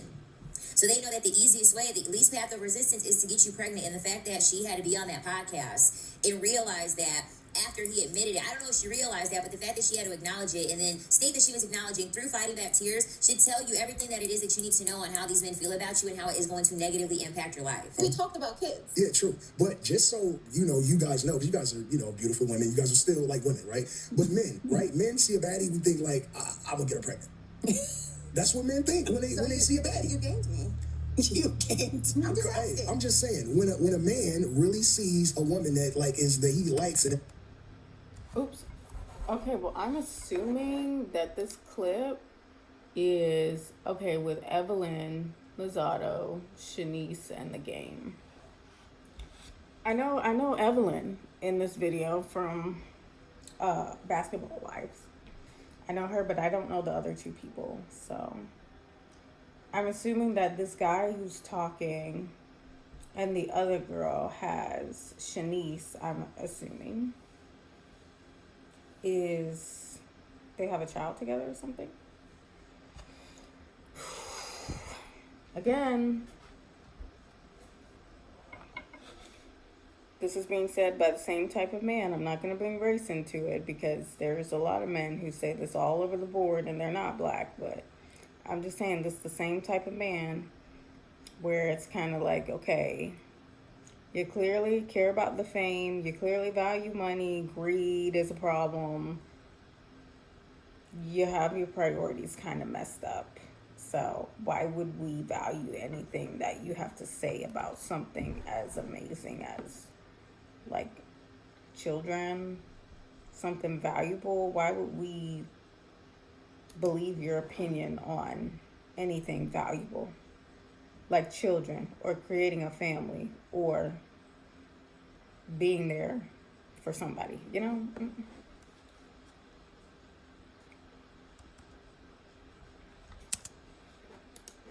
Yeah, true. But just so you guys know, 'cause you guys are, beautiful women. You guys are still like women, right? But men, right? Men see a baddie, we think like, I'm gonna get her pregnant. That's what men think when they see a baddie. You gamed me. You gamed me. I'm just saying, when a man really sees a woman that he likes and it's a baddie, that be your first thought. Like, we be thinking like, damn, like I'm gonna have a baby by that. So yeah, I'm not. That's his first thought, which is an insane first thought. Of all the thoughts you could have upon seeing a woman, right? That's your first thought. You have to have something mentally wrong with you. I'm manifesting. Yeah, game manifested, Mm-hmm. So when I put my foot down, it's kind of like it's my way or the highway, which is something I'm still working on, and it's probably got real difficult for her in the beginning stages because she felt like, why are you so bullheaded? Yeah, and I'm so like calm and patient and trying to figure it out, and I don't think in the early stages that I gave her enough grace to really live it how she saw fit. Yeah. Go ahead, Sean. What have you learned? Because co-parenting sometimes I don't really understand what he was saying there. I'm not sure what he was saying.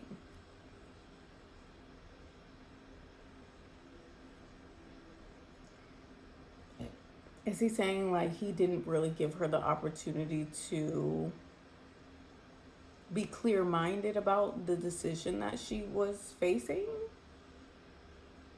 after she found out she was pregnant? I don't know what he's saying. Was the one who was calm, or if he's saying he was the one who was calm and she was criticizing that, because no, you really shouldn't be calm after you find out that, you know, the girl you're seeing has gotten pregnant and you didn't expect that. You should not be calm at all. Let's see. Yeah. Go ahead, Sean. What have you learned?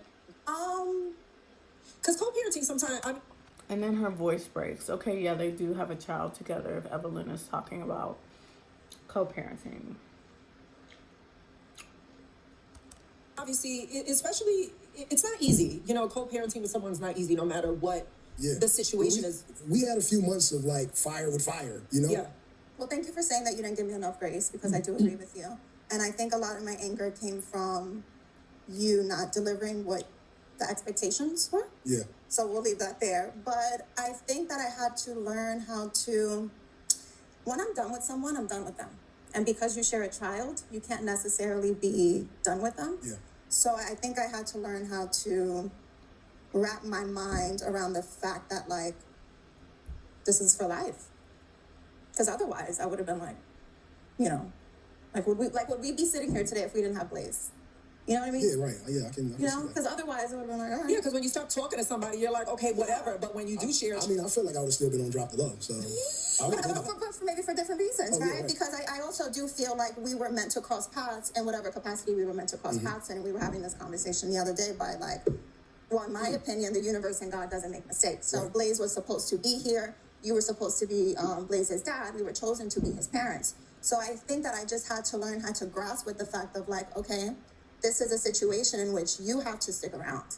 Me. Right. Yeah. That's not my thing. That's not my dating life. Remember I told you? Oh, I definitely see what you're saying, yeah. Because it forces you to adjust to a very uncomfortable situation relationally for her that it looks like she was able to avoid up until this point by, you know, just going ghost on the guy after they broke up, because what else are you gonna do? But it seems like this co-parenting relationship kind of forces her to explore something that's been going on in her personally with her story and her life that she's been able to avoid since then. So. To stick around. Me. Right. That's not my thing. That's not my dating life. Remember I told you I don't change diapers? Have I changed one? See? She don't like that by the way. No, I really feel like if you have a child and you are more than able, your hands are working, your fingers are fine, you have no arthritis, that you are more than able to wipe your, like, help and wipe your child's too, if you can wipe your own. Because you, when he's 50, let's say, what are you going to be, 112? Yeah. You might need someone to wipe yours. I got her. Yeah, and God willing. She's being serious. Like, that's not a joke. I mean, every single one of us, we start off as babies who need help from everybody. We can't do nothing for ourselves. But at the end of our lives, God willing, we live long enough, we will revert back to that same stage. Who is going to help us? Like, your freaking bowels are not going to be working as great as they are right now when you are 70, 80, 90. You know? And you don't know what kind of health issues you're going to end up having. Your systems are going to start, like, giving out because it's been a long time. Like, this is reality. And so for them to even be laughing when she's saying this, to me, like, deep down, she's talking about just empathy. And that's why she seems like she's so emotional, because she's talking to this dude and he has no empathy. Talking about, I don't. He's positive Because somehow he knows how his future is going to go. He's positive that when he gets old, he's going to have the same spryness and energy and flexibility that he has right now to wipe himself, to take care of himself when he gets elderly.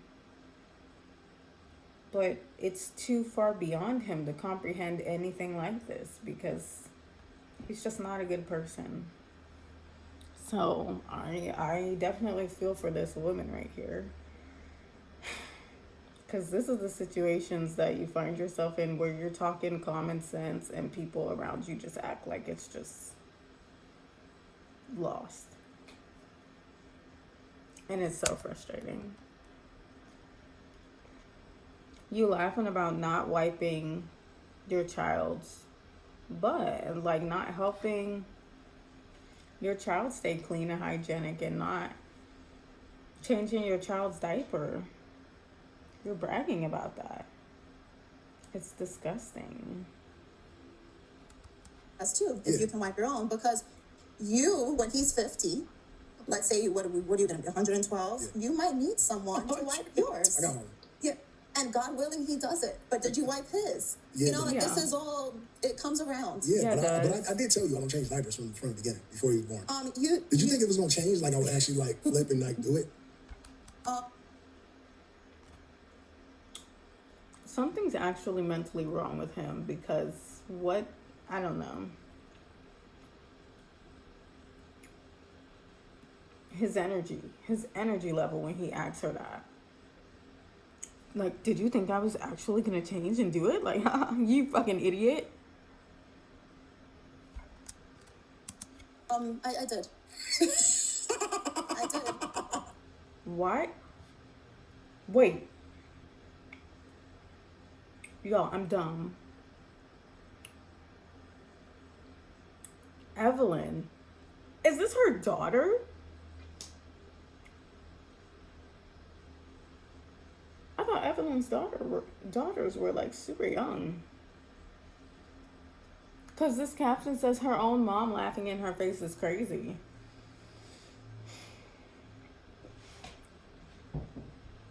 Okay. This poor woman has two psychos on either side of her. You got people think she's the psycho. Yeah. Yes, you would think a man is just saying that he's not going to change his child's diaper. Yes, you would think that. As a normal human being, you would think he's just being stubborn and ignorant and absurd. Because that's what any normal human being would think when they hear someone say they're not going to change their own child's diaper. When the child gets there, any normal human being feels a bond with their own child and begins to do things that they previously said they would never do. So he's a fucking psychopath. If no bonding was triggered for him, seeing his own child. That's the end of that story. And her mom is crazy too. Laughing about the fact that she really thought that he was being a psycho. Because nobody thinks that the person you just had a child with is a psycho. We would not have children with psychos willingly. So this is all a shock to Shanice.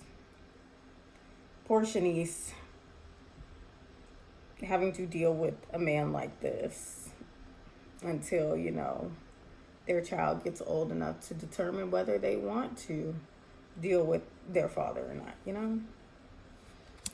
I did. I thought that, like, because you are in a different decade and you're having a child, however A different decade is wild. Do you really think that bringing a baby into this world when you are 20 to what, let's say 26, 27, no career, no, future for your damn self, do you really think that bringing a child into this world is going to solve all your problems? What? What kind of backward ass thinking is that? Why do you think I keep saying there will be a lab grown rock? Because I don't believe in blood diamonds, but there.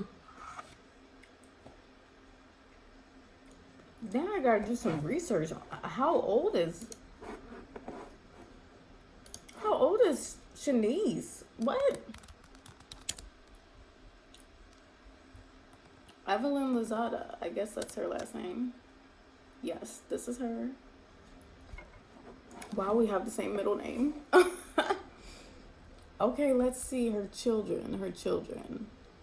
Shanice. Okay, Evelyn is 50. Shanice is 32. Oh, wow. Okay. How old is her son?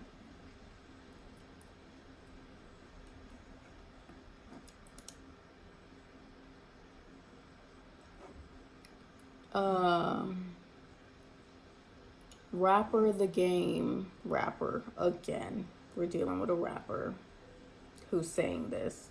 So can't we assume that rappers kind of don't have the best track record for anything to do with morals, empathy?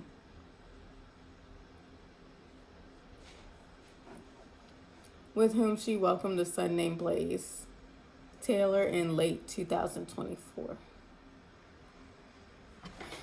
Okay, it's 2026, so he's only 2. So you're saying she was 30 or 29 at the earliest?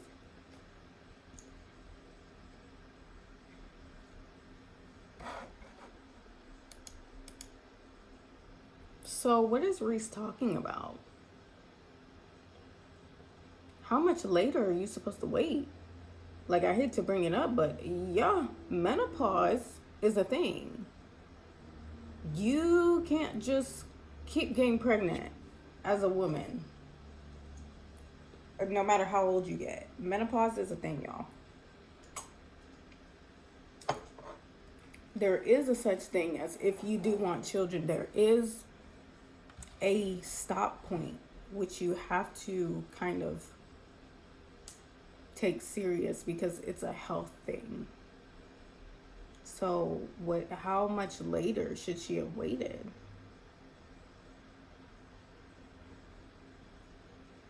I don't get it. Will be a lab-grown rock on this hand, because instead of like a rock, go and buy me like investment property. You know what I mean? Go and get me some type of passive income to where it would amount to a rock in the first place. That's how my mind is thinking. With saying that, go get the amount that it'll cost you to have a child over the next 18 years. Do you know what you can do with that money? Do you know what you can invest it in, and then have even more money? And like I said, the piece of metal don't do shit for you. The piece of metal is for everybody else. The rock is for everybody else. Okay? Some weddings where he dished out a lab-grown diamond, 30-carat diamond, huge rock on her finger. Some of them marriages don't even last 3 months past the wedding. So what are we valuing here? Are we valuing the sanctity of marriage? Are we valuing love? Are we valuing a union? Are we valuing the family? Are we valuing money, greed, financial benefits? So you're just the same as The Game? You're just the same as Offset? Because that's what they value too. And this is the kind of nonsense they would talk about. They would laugh about abortion too. I'm sure they've laughed amongst themselves in their little boy circles, talking about, yeah, I paid her to get that abortion. And she did it. actually wait for your frontal lobe to develop, so then when you have kids, you're actually somewhat emotionally intelligent instead of But she was 29. She was 29. It has nothing to do with any of that.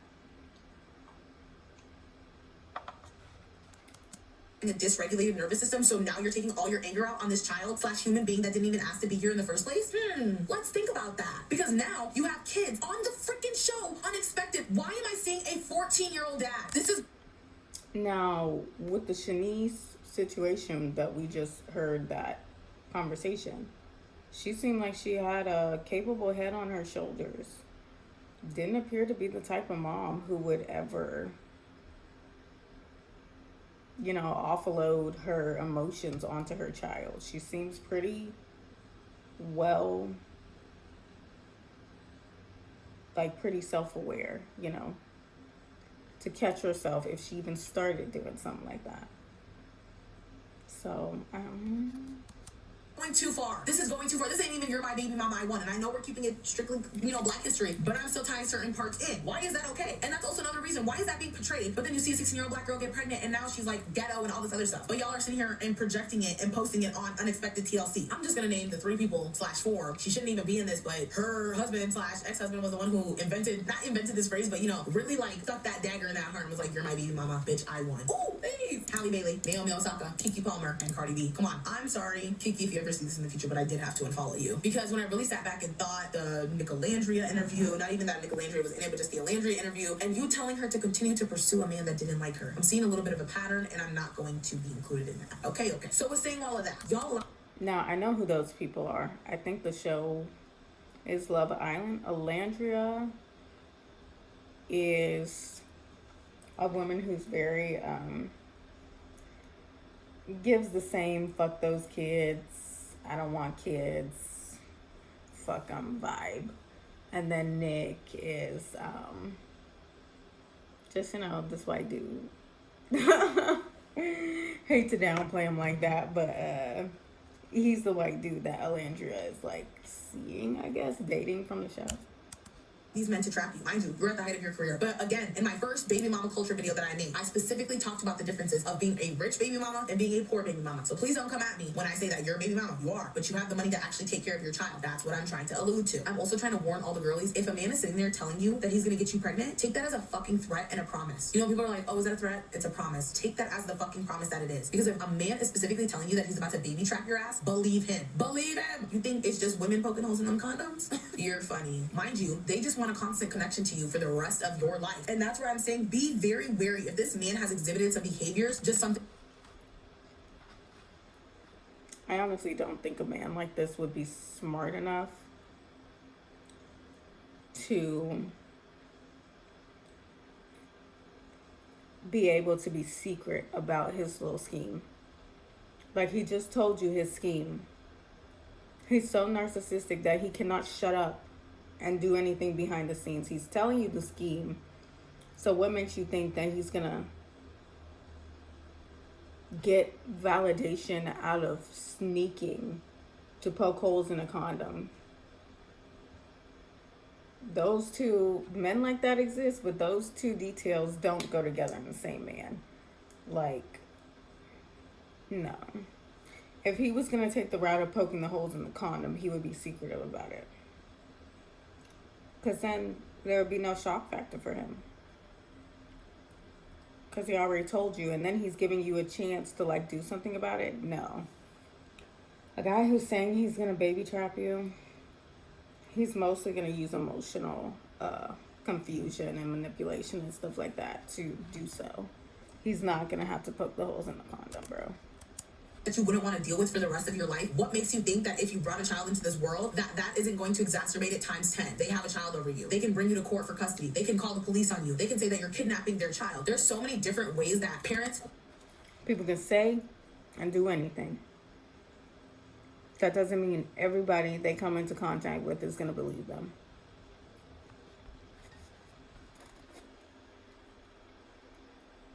You could be up against the whole world, and still, people have no control over you, for real. Trust me. Extremely manipulative will use their children within that scope to then manipulate the other person. Baby trapping. I am a victim of baby trapping. Baby trapping. 15 years ago, the father of my children that I did not pick or select to have children with compromised my birth control and got me pregnant.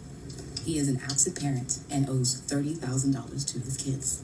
Ladies, I need you to be very diligent and protect your wounds. The amount of grief Now, what does she mean by kids? Like multiple kids? Is she talking about he did it once, she got pregnant, and she continued to have sex with him? Then he compromised another form of her birth control, or did it again? Or is she just saying like she got pregnant and she had multiples during that first pregnancy? I don't know. Having to deal with an absent parent who chooses when and when not to be an active parent is soul exhausting. And after speaking with my husband the other day, I told him, I am no longer going to reach out, respond, interact. So she's been engaging with this. He's not choosing when and when not to be absent. You are letting him do this. Okay? That is harsh to say. I hate to say that because he actually did like fuck with her birth control. But what happens from then on out is completely under your control. You can set your foot down and be, especially if there's no custody agreement, which it doesn't seem like there is, because how is he going in and out if he's court ordered to do certain things? Cannot let them have access to play around with you like this, especially when you have a husband. You found your man. What is this other man doing thinking that he can come in and out? You can't. She has a husband. So what is that about? What's that about? Or even speak to Jeffrey if it's strictly not about the kids, and I'm talking like business. From this point out until we go to 11, I will not be saying a word to that man. The stress of having to deal with his unwillingness for what he caused is beyond soul frustrating, and it just really makes me despise low value men, let me not even say the word men, low value boys living in grown men bodies who come from a working class lower than my own, right? And she's still not self-aware. She's still not there in her healing journey. You can tell. Like, you're blaming. Now we're bringing financial aspects into it. We're bringing value into it. Wake up. This is how she got fooled. Because you have to think about, what do you value deep down? And you're going to attract somebody who values the same thing as you, whether it's good or bad. If you don't acknowledge the bad things that you may hold as idols, usually it's money, you're going to keep attracting men who all they care about is things not conducive to being active fathers, to say the least. With a human who only knows how to ensure their own survival, for somebody who grew up with a silver spoon in their mouth. Like, my parents weren't rich, like they weren't like millionaires, but we were very comfortable. I was comfortable. I never had to worry about money. I never had to want for anything. If I wanted something, my mom got it. If I needed something, my dad got it. I was provided for. Emotionally for my dad, no. But financially, yes. And it's just crazy that, he wasn't supposed to be nothing but.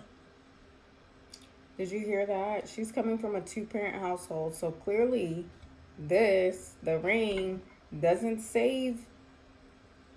It might save you from not being a single mom. It's not going to save your children. Because unfortunately, I've come to find out that a lot of single moms actually come from 2-parent households. Which is mind-blowing, right? You wouldn't think that. And they come from households where the dad is financially providing. He's providing financially. It's the emotional part that's missing, which leads to stuff like this. Yeah, trust me, I was shocked. I was shocked. The situation I found myself in, I was shocked, thinking I was protected because I grew up in a home with both my parents married. Yeah. A FB. That's all he was supposed to be, was an FB. And that was it. That's all he was supposed to be. He was never supposed to be more than that. And I was upfront. I was one of those girls that just told up front. It doesn't matter. That's degrading yourself. You're degrading yourself and him. So obviously you don't value sex for real or its consequences, and that we're here having fuck buddies. It's not cute. It's not cute. It doesn't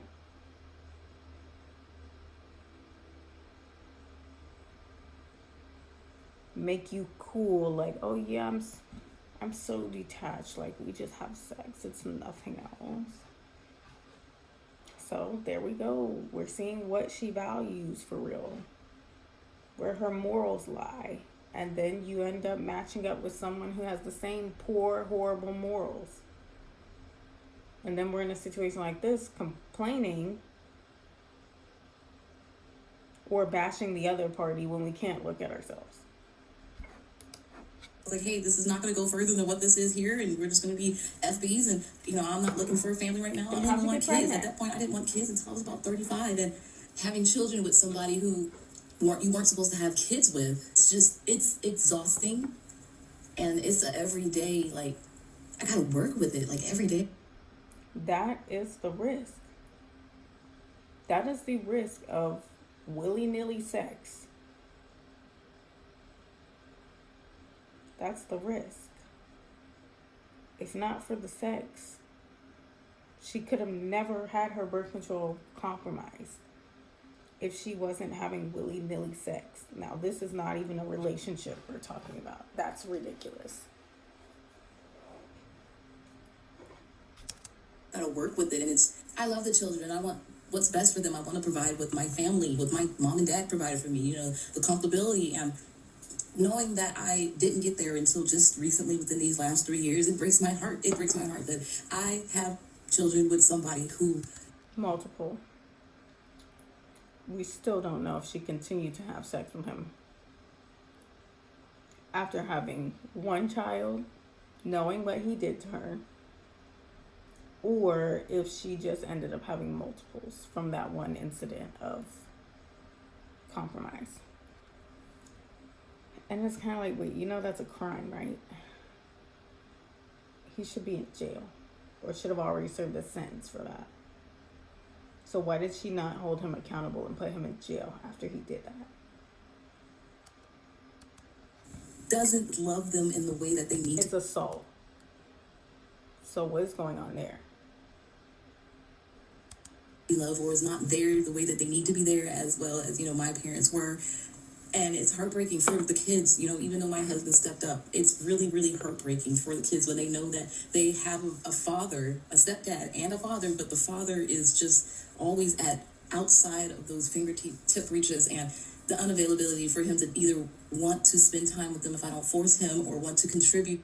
If she can't even stop herself from engaging with this man, how is she going to be able to teach her children, like, look, this is your dad biologically, but he's not your dad emotionally.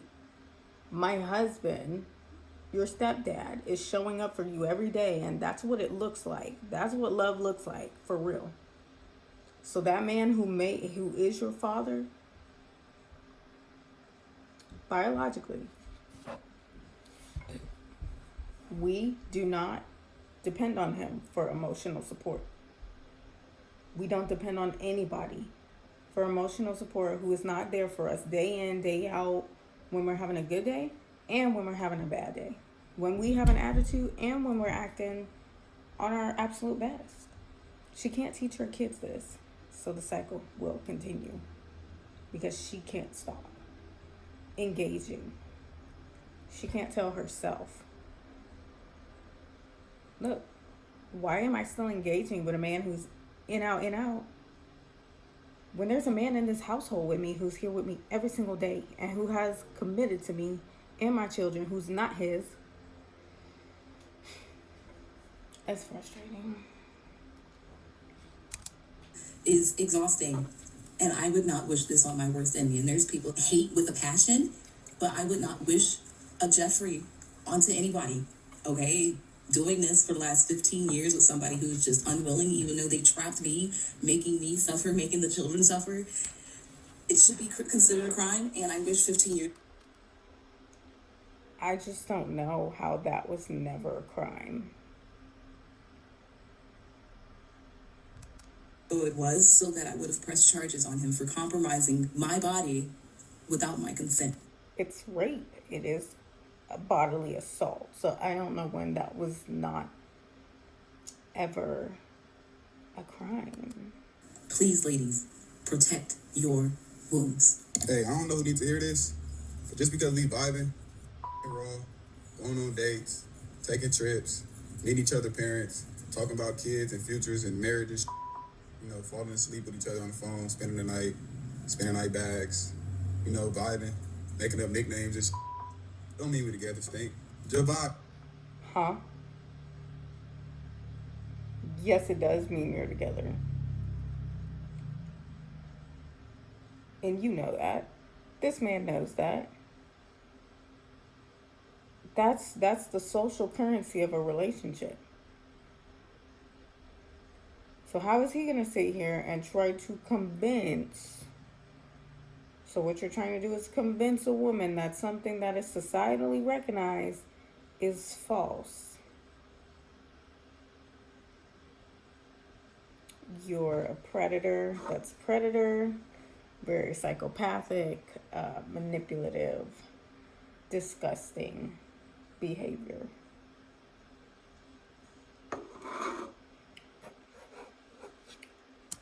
Just vibe.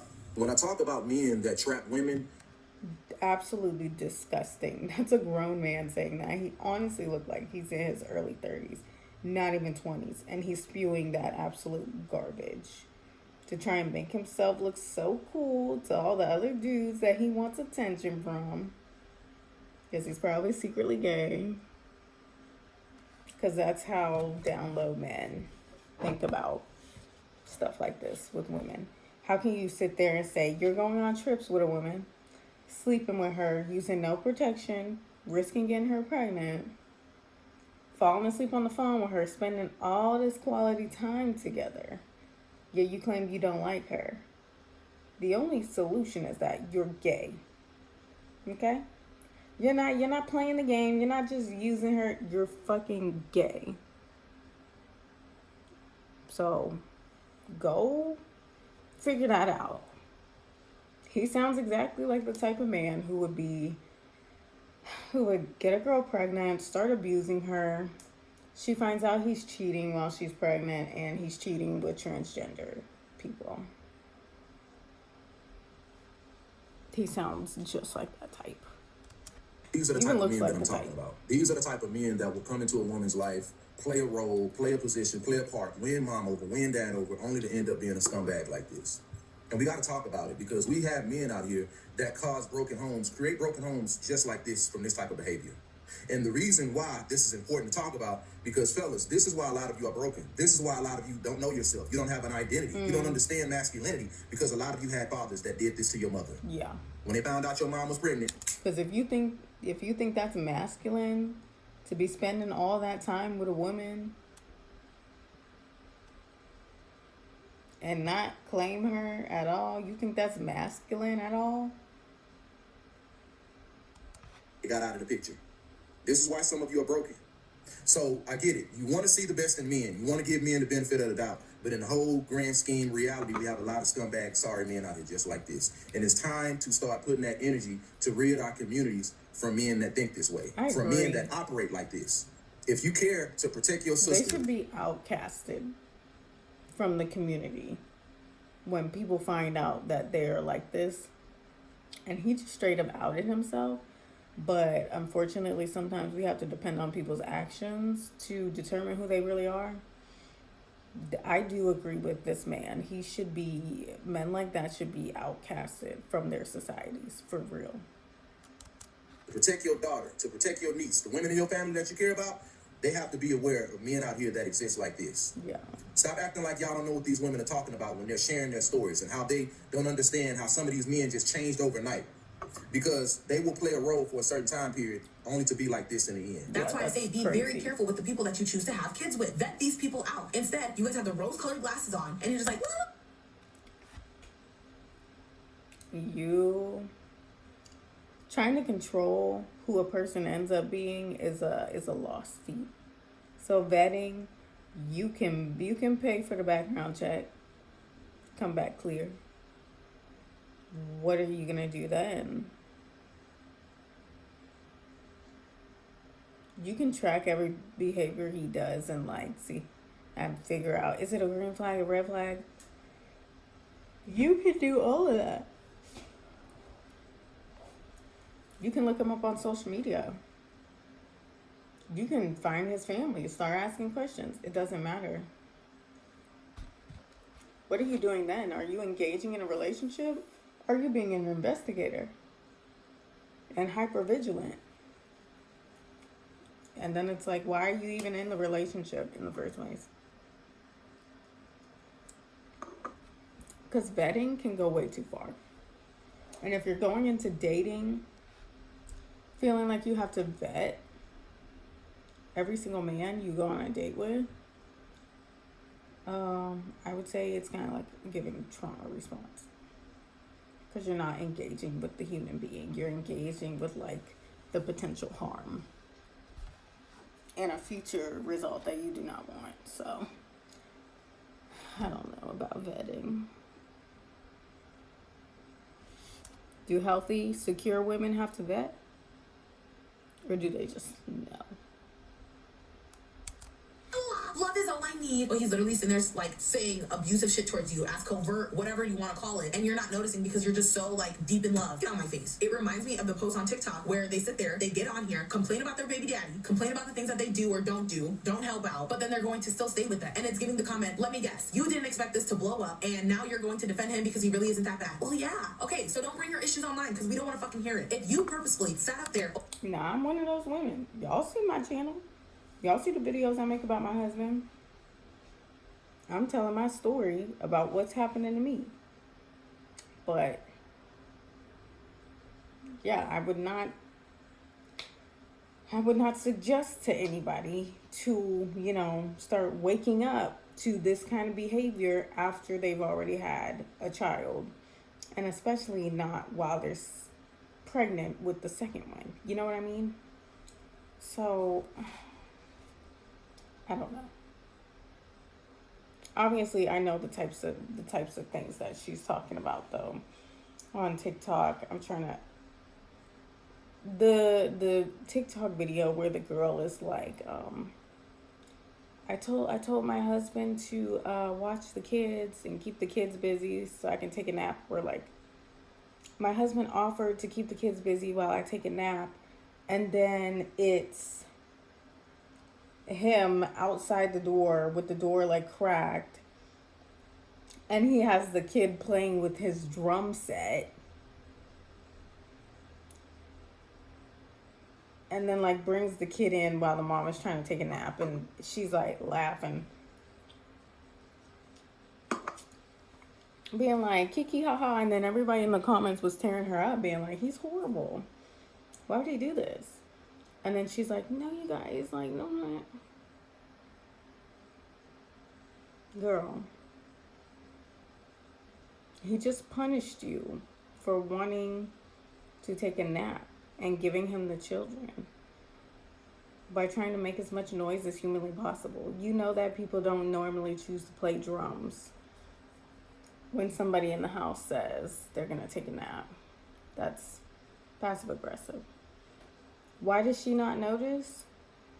Because her dad was probably passive aggressive and made snarky little comments that, couldn't be confirmed, couldn't be addressed, such and so on. Open your legs. Let this man get you pregnant. Mind you, you're like the third or fourth baby mama. Did you really think that you were going to be different? I don't know what makes people think that if he did that to baby mama 1, 2, 3, he's not going to do it to you, baby mama 4. Are you dumb? How you get them?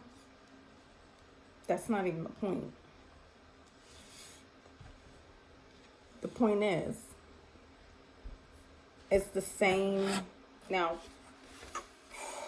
men who do that,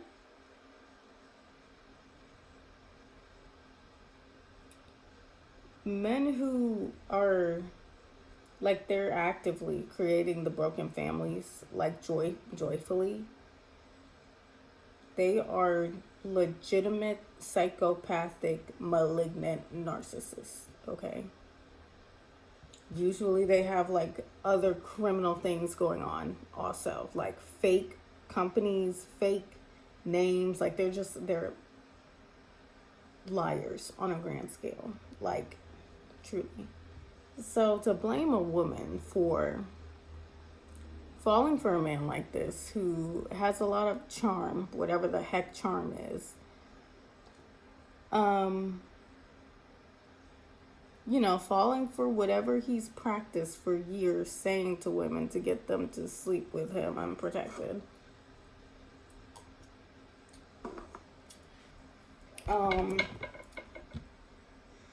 Recently there was a situation like this that came out. The guy was like a social media guy, and he had this online business, like coaching or something of the sort. And he was proposing to just multiple women all at once. And he had a string of children behind him, some of which he was hiding. Come on. She's acting like the guy comes up to you and says, "Hi, I have 6 children by 6 different mothers, and I don't pay any child support to any of them, and I've abandoned all of those women, and my kids don't see me, I don't take care of them, and I just proposed to another woman 3 months ago, and she thinks we're getting married next month. But I want to go on a trip with you." And all this. She acts like they're sitting down at the table and saying this. Nobody expects somebody to be doing something so psycho. So all the time, these women don't know all the time about other children or how many other children. They don't know all the details. So, you know, they make excuses because it doesn't sound that bad. It's like, okay, well, understandable. We've all lived life. We're a certain age now. And then it turns out to be worse than you ever thought it could possibly be. Even to the point of being criminal. Is how you'll lose them. If you try to take him from his other baby mama and thought that by you getting pregnant, what? Like, is this the mindset of people who can't? Now, that's a whole different situation where you know that this was my situation. You know, this man has a woman pregnant right now and is still going back and forth with her. But you like him so much, you want his attention so much, that you just go along with it. And you're sleeping with him. And you fully know about this woman he has pregnant, while she knows nothing. You're disgusting.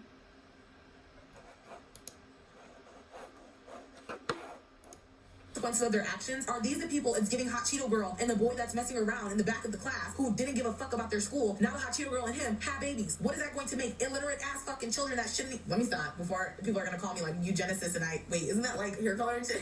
But you know what I mean. Y'all are raising some illiterate ass children. Oh my god, it reminds me of the mom who sat up there and wrote a note in pencil, handwriting just, oh my god. Y'all shouldn't be having kids. And it's giving, you're the type of person where that nigga would say, "You're my DM, I won. You're my DM, I trapped you. I made it so that you wouldn't go to college. You wouldn't pursue higher education because I got you pregnant at 18. Do you not know what contraceptives are? Do we not know what a condom is? Do we not know what birth control is? Like, I don't. Again, no one can make you quit school because you get pregnant. Take a break, yes. Give up on it, that's your decision. Why people don't want to protect themselves. This guy gets his girl pregnant and he quotes Offset to her and says, "You my baby mama, I won." And she went to the clinic and got rid of the baby. I also just heard about this. She was also laughing about the abortion that she had just gotten. You're a fool if you think it ends there. Like I said, you're going to have to mention that every time you go to the doctor. When you do get married and you finally do have a child that you really want, it's going to come up again. Oh my gosh, congratulations. Is this your first? So what kind of cognitive dissonance are you going to use there? What are you going to answer with? You're going to lie and say, yeah, I've never been pregnant before. Or are you going to have to delve into it? She on her TikTok playing the sound, Christina's mom.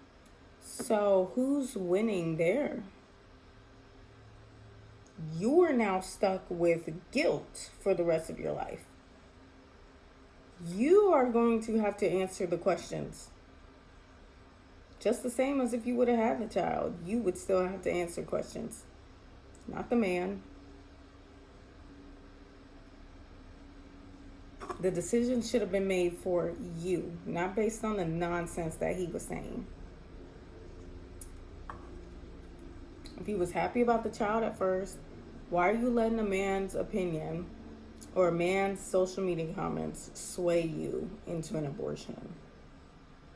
And you think you've got him back because we're using a medical procedure in petty, childish relationship arguments. God bless that woman because it's not done. You got the procedure, but you still did it. She's talking about the baby, y'all. And it's really scary because dudes really think they can trap you with it. I almost fell for that. It was dude that was like, we have a baby, we can get married. He wasn't gonna marry me. He still trapped you. And now it's in a psychological way. It was either going to be physical with the child or psychological with the abortion. You're still falling for it. Come on. I was going to be his third baby mama. I live crazy.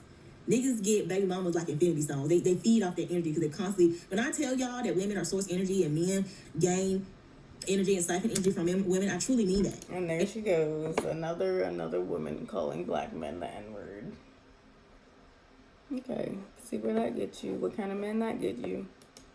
It can happen in any form. Good men will find a woman, they'll nurture her, and the cycle will continue, and they'll give energy back and forth to each other. These other men are going to siphon energy in other ways. Their mama, their kids, their baby mama, however many baby mamas they can collect like infinity stones, that's the women that they'll siphon off of. Because they don't want to be accountable and to be good enough of a person to pour into a woman to continuously get that creation and that light and that energy and make it be something with reciprocity and something that is equal. They just want to take. So they keep getting baby mamas, baby mamas, baby mamas, baby mamas. And that girl said, you gonna have power over me? Because I got a child by you? Guess what? See, this is why they trying to ban abortion now for y'all. Because y'all... Yeah. Oh, my God. Yeah. She's laughing, but yeah. That is why people are trying to get abortion banned. Situations like that, where the abortion is being misused, a medical procedure is being used as leverage in a stupid ass argument between immature people. Yes, she's laughing, but literally, that is why people are trying to get it made illegal. Because it's situations like this that are permeating through society. Too many situations like this instead of the actual medical or legitimate reasons for getting an abortion. For real. Yeah. I dare you to tell me that if you were a mother, a family, or you were a father or something like that, a grandfather, grandma, and you heard stories like this and saw social media posts, people laughing about getting an abortion and ha ha ha, I won, you didn't. Would you not be like, oh yeah, abortion is not. It's not being used right. It's being used as leverage. I'm not voting for that. Who would? Can you blame her? A kid is the last thing that I want to bring to this world. Even now, I am nowhere near ready to have a child. I am selfish as fuck, and I genuinely don't want kids until I'm damn near 30, and I will keep saying that. Who knows? She's only 23. Why would she want children right now? Maybe she secretly does. Because why is she saying this stuff that's like obvious? I wasn't thinking about kids at 23. I don't get it. I don't. Once I hit 30, if I'm like, sometimes I'm like, damn, do I want to be child free? Or do I want to be a one and doneer? Like, you know what I mean? Just because with the way that things are going on in this society, bitch, stop playing with me. I will continue to say it. Struggle, love it. She shouldn't be worried about none of this. If she has priorities outside of relationship and outside of becoming a mom, she should not be worried about any of this in the least as it pertains to her. I don't get it. Usually, if you feel so strongly about something like this, then it really means deep down you have some unresolved issues. You actually do want children. That's okay to say. It's okay to admit. But it's just that you're scared of all these other factors. That's it. Not cute. Having the come up story, if that's what you want to do, go right ahead. But I need someone who is here for me, who is going to attribute to me elevating in some type of way. As selfish as that is, why am I going to have a man in my life that isn't benefiting me? Like, just because y'all are okay with it, stop trying to pressure it on me. I've seen other women literally have the softest life possible, not have to do shit, contribute to shit, not do shit. So why can't I? Just because you guys are okay with that struggle love and you think it adds to your love story, go ahead. If that's the story that you want, look, I'm saying, if a man is sitting there saying he's going to trap you and you really want him to be able to say the phrase, you're my BMI one, go right ahead. Again, I make these videos to warn the girlies, to be blunt, to be honest, because you guys sometimes have bird brain ass friends who will lead you into these situations. This is not how you warn anybody. Obviously. She is not the first person to even say this, and she hasn't even lived through this shit. Imagine how many people on YouTube are actually telling you this from firsthand experience, and people still don't listen. So you calling people stupid and playing these videos of proof of why somebody, if that worked, this world would be so perfect, right? If just telling somebody not to do something because look at the case study, if that worked, this world would be so great, wouldn't it? Come on.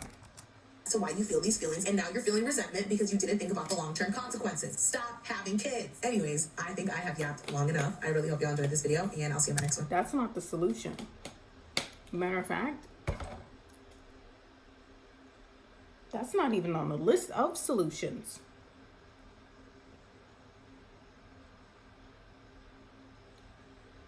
You can choose not to have children, but you will still be unsatisfied in your relationships. You can choose to be child-free and 4B. You will still be unsatisfied. So, how long are you going to run? Are you going to keep running from yourself?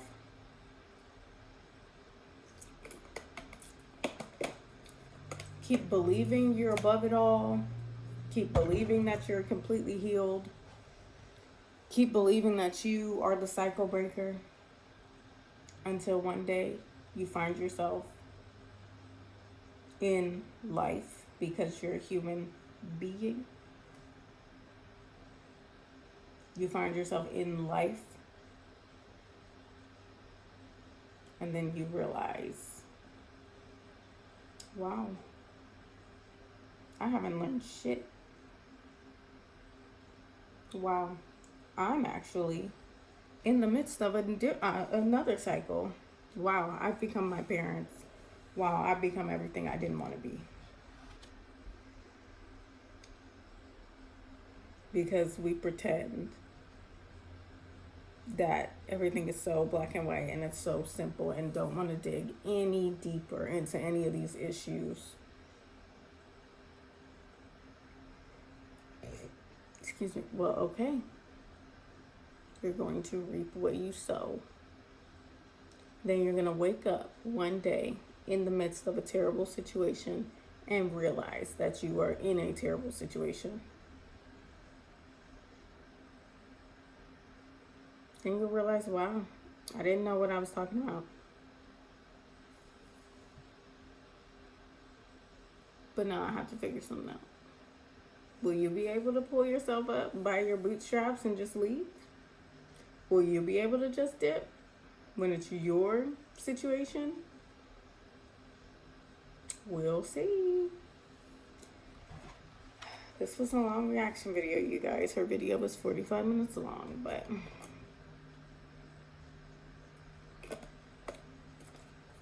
yeah, we'll see if I do any more reactions from her, because like,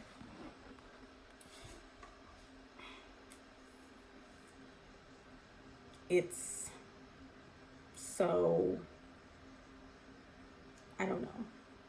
It's just the same things we've always heard, just told in the same demeaning, insulting way. And she's talking of women who are way older than her, as though she knows what she's talking about for sure, when she hasn't been through anything, because she's only 23. She's not a mom. She's not speaking as a teen mom. She's not speaking as a young mom. Nothing.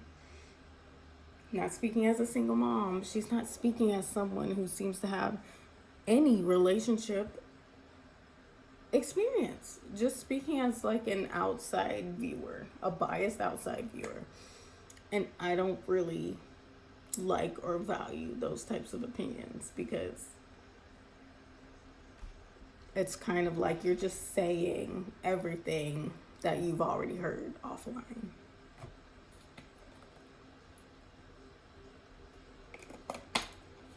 I'm building a narrative about what you think these certain situations are like, while not actually living them. So,